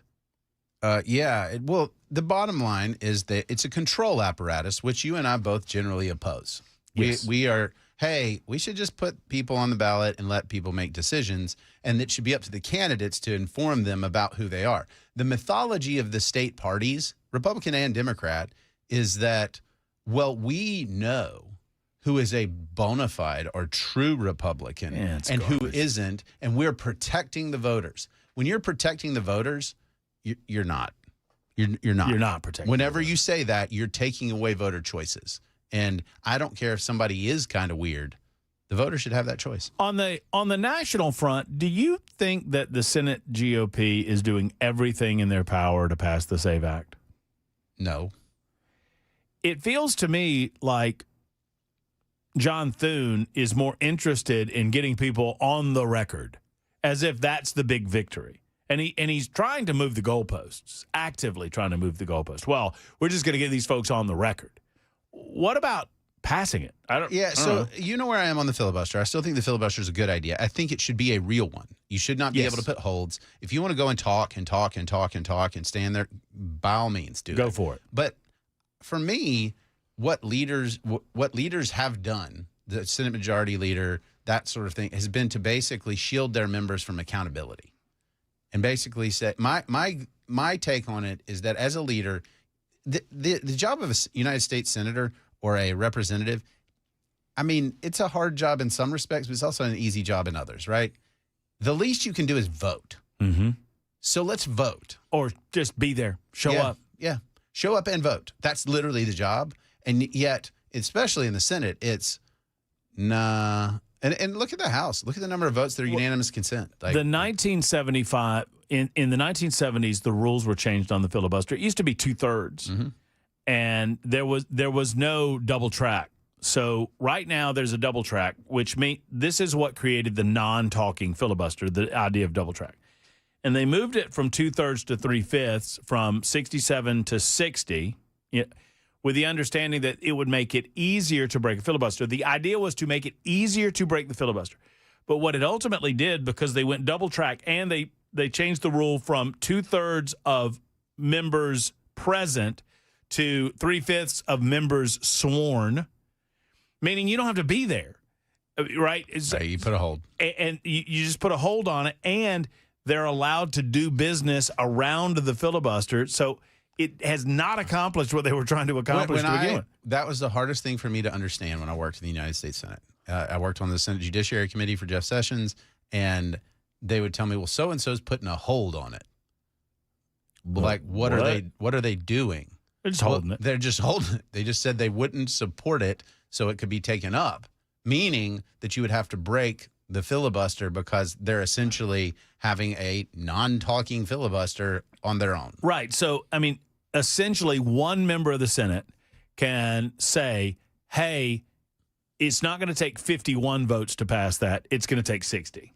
Yes, because what happens is they usually take it up by unanimous consent and say, hey, we want to get unanimous consent to take up this measure. And everybody's like, okay, cool. But if one person says no actively, then that means they're going to have debate, and that means that you have to end debate. And so it starts sort of the procedural engine. And what people don't realize is that the Senate is an ongoing body, that its rules are perpetual, and the Senate can at any time decide, hey, we want to change our rules. We don't want to do it that way. The House is different because it goes Congress to Congress. That means at the beginning of every Congress, the House adopts a rules package. And so they kind of get a bite at the apple at every Congress. But it's the same deal over there, too. These guys can change it whenever they want. They just, as far as the Senate goes, it just feels like they're too lazy to do it. We might not win the fight, but I want to feel like they're in the fight. And that's what's so frustrating is I don't feel like they're in the fight. Yeah, Mitch McConnell's team would come to us in Senate Judiciary all the time and explain why we couldn't do conservative things. So, well, the votes aren't there. You know, we can't. We just don't have the. Well, can we try and see? Can we argue? Well, we don't. We wouldn't want to put members on record of having to oppose the conservative thing. Well, why not? That was always my response. Why don't we want to do that? Well, because once again, it's so damn clubby, and they want to protect the members of the little club. Right. And they're like, well, it would just force them to take a tough vote. It's voting. It's not tough. Do it. But that's the mindset. And then they tell themselves, well, you know, we're really doing America's work here because we're slowing down consideration of bad things. Ours is the cooling pool of the process. Shut up. Shut your mouth. You are doing nothing and telling yourself you're invaluable to saving America. Great work, guys. All right, we're going to talk AI in just a moment when we return. Cameron's got, is your article dropped on it?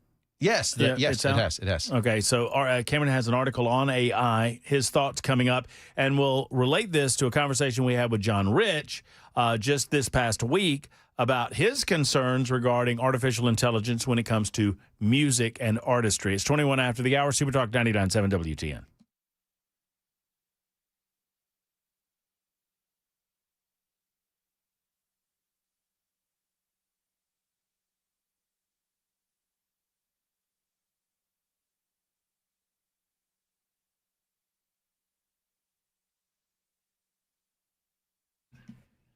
The Wellness Institute of Nashville is here for you, friends, and you need them. If you are in pain, you need to call the Wellness Institute. Let me tell you, they are on the not-so-cutting edge of all of the modern techniques. I say not-so-cutting edge because they don't want you to be cut on. They don't want you to have the surgery unless you absolutely 100% need it. That's the whole idea, friends. They want you to get an alternative possibility in your life. For you to solve the pain that you're experiencing, wherever it might be, back, neck, knee, hip, elbow. There are possibilities for you that don't involve surgeries, that don't involve pills, that don't involve needles. That's what it's all about, friends, finding a more natural approach to getting you pain-free in your life. That's what Dr. Mitchell, Dr. Ashley, and the rest of the team at the Wellness Institute do, and we appreciate them so much for what they do. They've got the hydro-wave technology, the spinal decompression, all of it available for you. Go to painisbad.com, painisbad.com, or call 615-246-5009, 246-5009. My name is Matt Murphy, and the Wellness Institute of Nashville has my seal of approval, and I encourage you to call.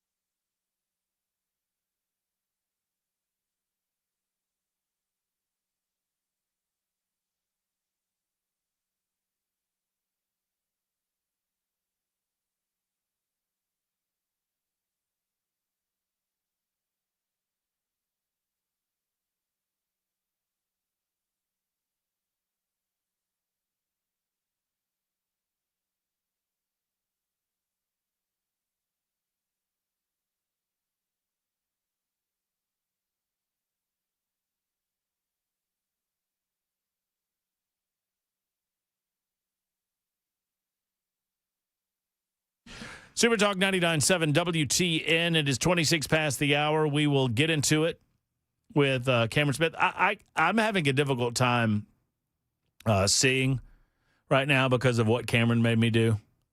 My vision's all fuzzy. I can't really hear properly either. That stuff is rough, buddy. We sprayed nitrous coffee directly concentrate directly in our mouths. How'd it taste? I answered you and you weren't even listening. You were counting votes over there, and so I don't know that I should answer you again, but I will. You know when somebody leaves the coffee pot on the coffee maker too long and it burns? Yes. You know how that smells? Awful. That's how it tasted. I love that. It's like coffee-flavored Lysol. Yeah. That was... Yeah. So... You've tasted Lysol? Yeah. Yeah, I have. Yeah, well, you live long enough. You taste a lot of things. You spray it, and it gets in your mouth, and you're like, blah. Yeah, you walk through it. So did you see what I experienced during the break there? His repeated demand that I do the official vote tally for Nincompoops. Yeah, he kept saying, count the votes. I was like, I knew that he had won when he kept repeating this nonsense. And so I counted the votes. Jackson, you won. Oh,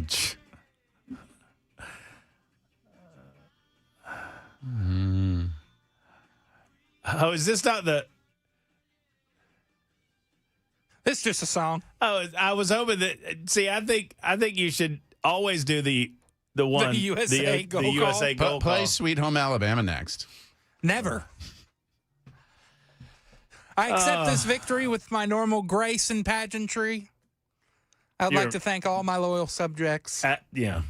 The humility, it's palpable. Duke, Smith, Bishop Weaver, Jester Murphy. He sounds like one of those Vols fans who's not into reading, you know? I can read. 4th grade level. Roll Tide. Roll Tide. What do you make of AI, Cameron? What's this article about?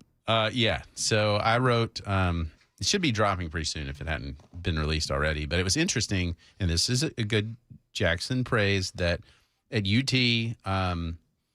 they did a winter survey of employers and how they were using AI. And basically the top line results of the survey are 63% of the employers that they chatted with said, yeah, we're using AI in our business now. 10% said we're essentially using this to make us more efficient, meaning we're either not hiring or we're laying off people.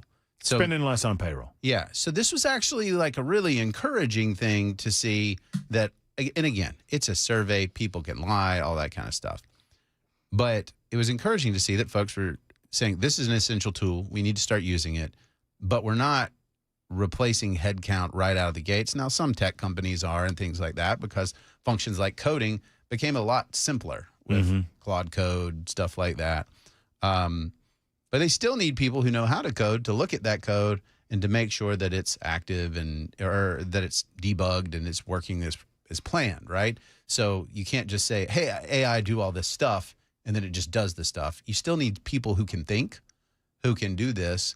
And what's happening really, the sum is the knowledge gap. Like if you're a doctor or a lawyer or we'll call them white collar professionals, your education and knowledge gap has gone away significantly. The execution challenge of I need to grind through a lot of information efficiently has gone away precipitously. And as that's happened, the value is going to be replaced on relationships and thoughtfulness. Can you think through the problem and use your human brain to tell these AIs what to do? And do you have the human relationships? Because ultimately in business, that's what it's all about. So, part of me says we shouldn't worry too much about this. Here's what I want to do. I want to take a news break, and I want to come back, and I want to discuss. Because part of me is not that worried about it because this has always been the way. Yeah. the horse and buggy folks freaked out because what's going to happen to all of the horse and buggy people that make the horses or that breed the horses and make the buggies? And these cars are dangerous. And right. And life moves on. But this is different in a couple of different ways. I want to talk with you about it. It's 31 after the hour. Cameron Smith is with us until 7 o'clock. We're with you until then. It's the Murphy Show on Super Talk.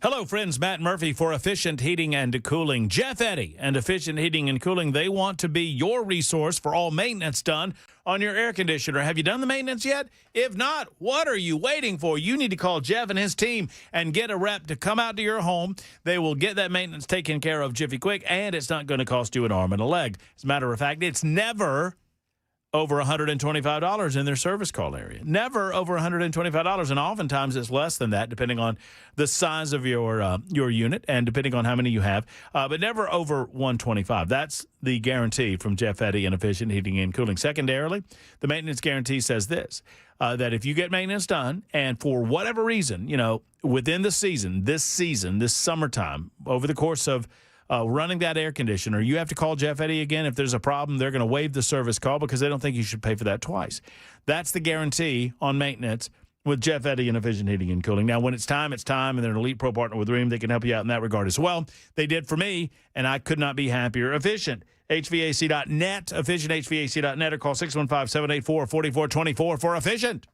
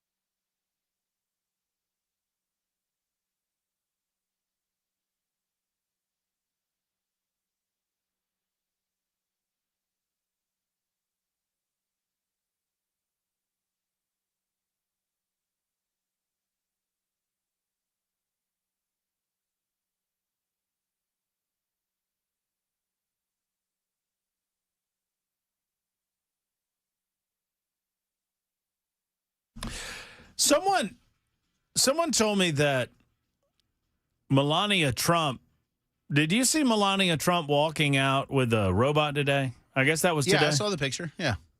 Apparently, that was her promoting the idea of robot teachers. Oh. Didn't get that part. I didn't get that part either, but I was just informed that, we're talking AI, and apparently that was the point. I don't think that's a good idea. I'm just throwing that out there. I don't think it's a good idea to have robot teachers. Funny you say that. I think it is a matter of time until the sort of educational subject matter is entirely AI-driven. The teachers, look, we're not going to get rid of human teachers.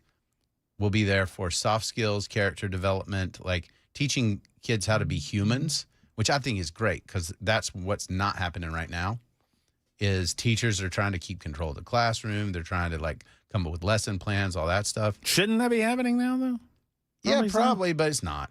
Yeah. And I don't want teachers to feel like they got way too much to do. I want them to figure out how to encourage and support the kids and help make them awesome.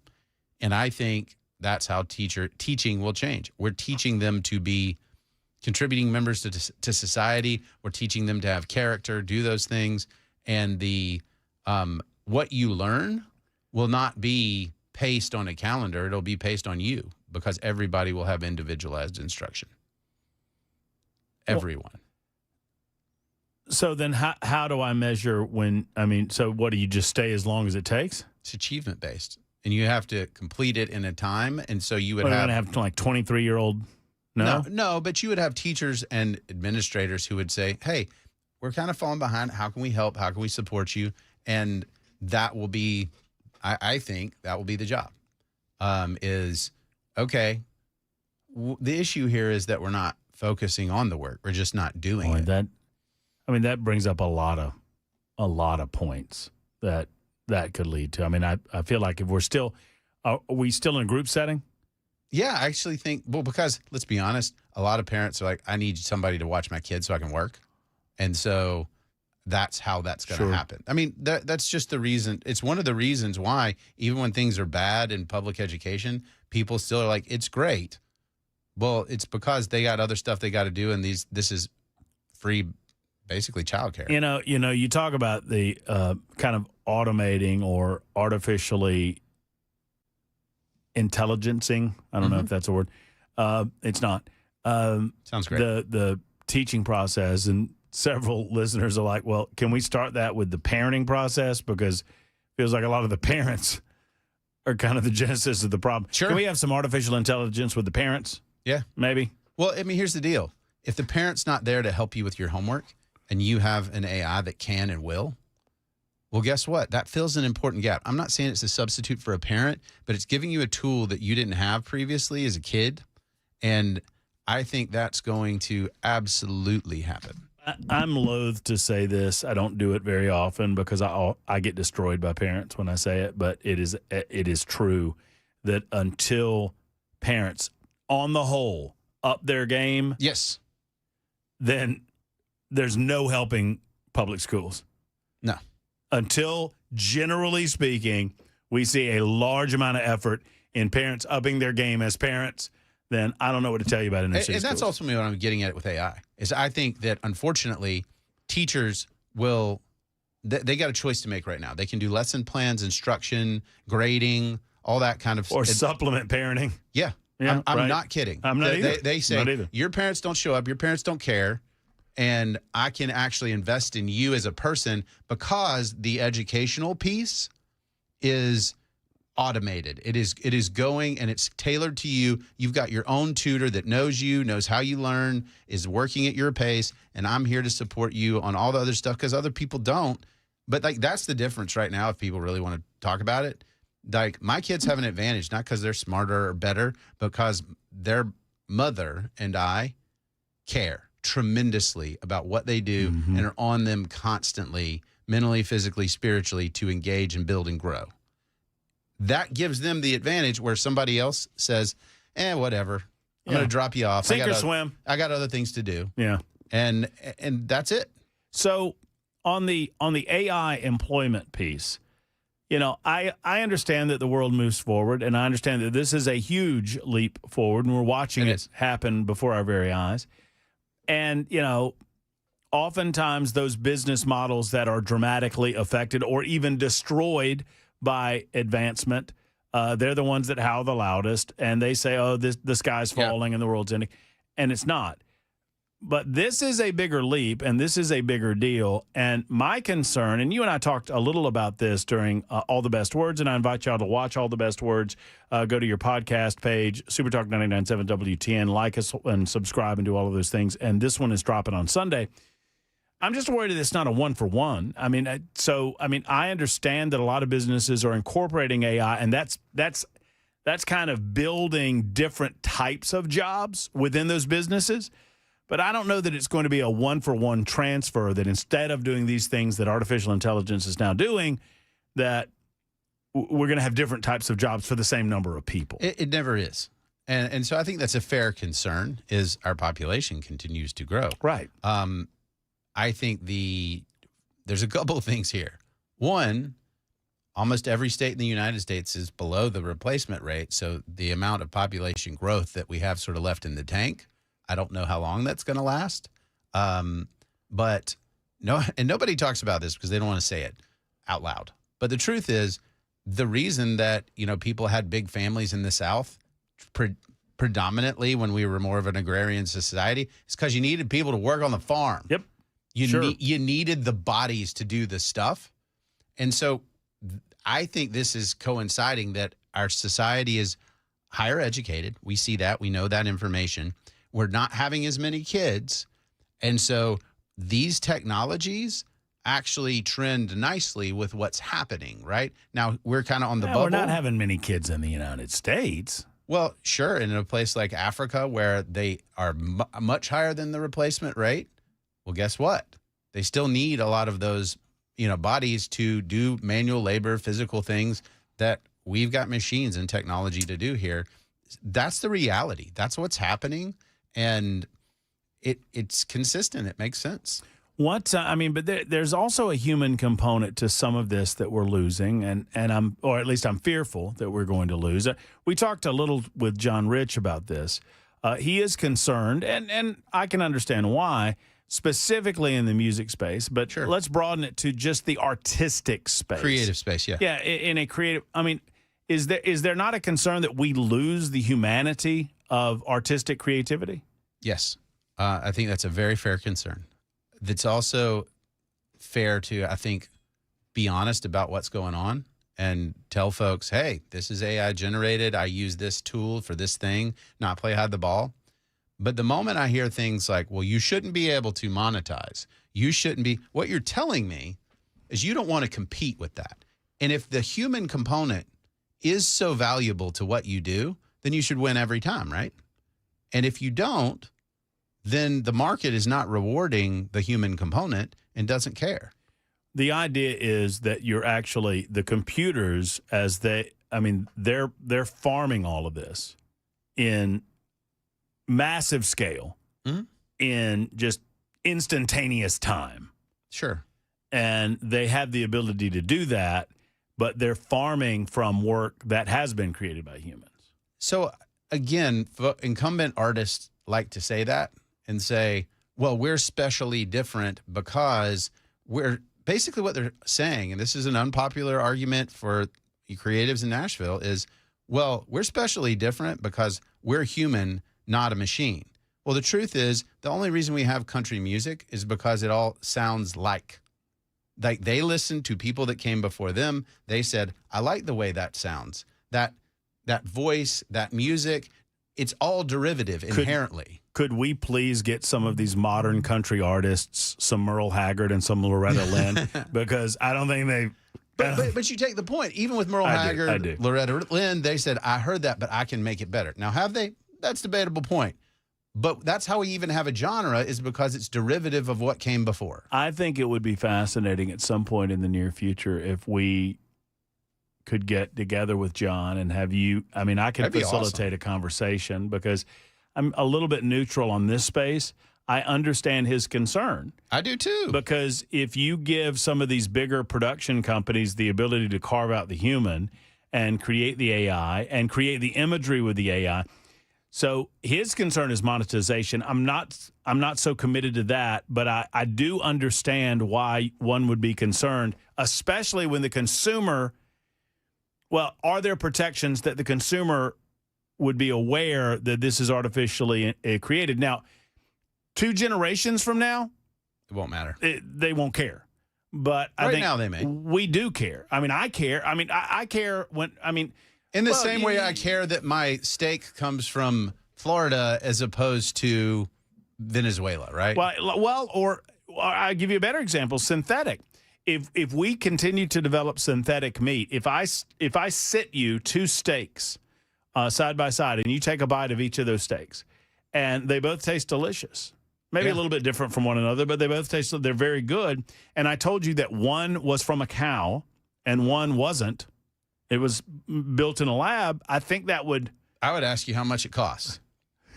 Well, I mean, that's fair. That's fair. That's a market feedback. But however, somebody could say, I'm a purist. I don't eat that garbage. Not doing it. Okay, fine. That's your choice. But once again, this is where I'm kind of on the fence on it, and this is rare for me. Like, I ate one of those when Burger King was doing that Impossible Whopper. I ate one of those, and it tasted really good. And everybody was so anti-Impossible Whopper. I'm like, well, it tastes good. They're not marketing it as real meat. They're marketing it as a meat substitute that tastes exactly like real meat. So as long as I have that knowledge walking in, and I think that's completely fair. As a conservative, I am fine informing consumers. But the example that somebody like John will throw out is, what if the big company did this thing and competed with me? My response to John is, what if I compete with you? What if I write the song and I use AI to surround the music and I'm really good with it and I can make it sound really, really awesome, and I have a Cameron-written AI track that's as good as any track that you've ever made, and I put marketing dollars behind it, should you have to compete with me? And is it, no, you shouldn't, and somehow I can't make money from being creative and using the available tools at my disposal? Well, it feels like, in a way, we've been having this discussion for a long time, because I think a lot of the mainstream, I think a lot of the mainstream music is trash anyway. And so, I mean, tell me what instruments they use in rap. I like more organic.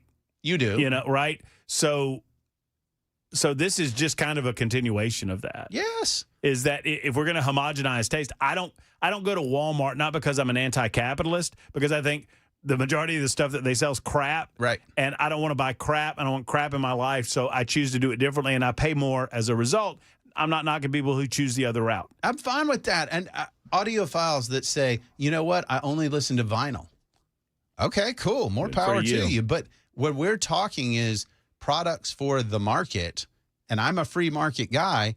If you want to say, hey, this is John Rich is organic music, Cameron is regular music. I mean, whatever you want to label it as, right? AI music, organic, I don't care. Well, but so, and 1503 writes and says, typing a bunch of AI prompts is not creativity. What a jackass argument. Yeah. And my response to that would be, yeah, if you're pressing button, then it's not creative, then you haven't done the thing. And being the free market guy that I am, and I'm not arguing against it, I'm just trying to absorb it, trying to understand this. I would say, right. So, but you're telling me that I'm not allowed, that government is not going to allow me to monetize it? Well, so if it's not creativity and if it's crap, nobody's going to buy it anyway. Bingo. But if people buy it, why should I be prevented from monetizing? So here's what's happening with some of these things. There are so many songs being produced right now that are absolute garbage that no one will ever hear. Like, I'm talking volumes of this, like billions and billions of songs being made right now with AI, and they're all terrible, right? The vast majority are, right? Occasionally, you get somebody who's really good at it, and it's not just prompts. It's, I'm good at lyrics. I'm good at knowing how things sound. I can use these tools in these ways to change and manipulate the sound to produce a thing that's very, very marketable. They have the business savvy to put the business behind the music, and boom, you've got a monetized hit from an AI created artist. And guess what? Everyone likes it. I want to cultivate and I want to promote this conversation with John because he's leading the anti-AI charge, and I love it. I don't know where I'm at on it, but I love the conversation. And thank you, 8838. I finally got some attaboys. Somebody said that my analogy was good with the meat. Well, came up with that off the top of my head. It's 53 after the hour. Super Talk 99.7 W10.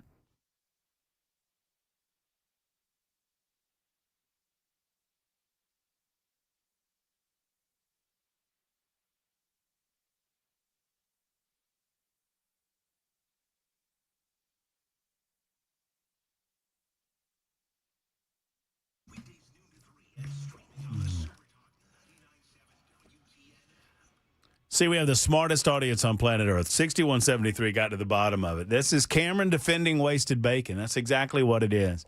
I helped create the band, and then I left immediately. So y'all talk to Cameron about all that. While I talk to you about better water, one thing's for sure, I think we can agree with this. We don't like the outside critters and nasties and junk in our water, right? We don't want the sulfur and the iron and the chlorine and the bacteria. You're putting that in your body. You need to make sure that none of that stuff is there with Better Water LLC. Think of it as a big water filter for your home or your office. They offer a range of water treatment equipment from reverse osmosis, water softeners, specialized filters, UV lights, you name it. They do it. They're based in Smyrna. They treat all of Middle Tennessee. Go to betterwater.com. That's betterwater.com to learn more. Better yet, give them a call and tell them that Matt Murphy sent you. 615-355-6063. 355-6063 for our friends at Better Water LLC.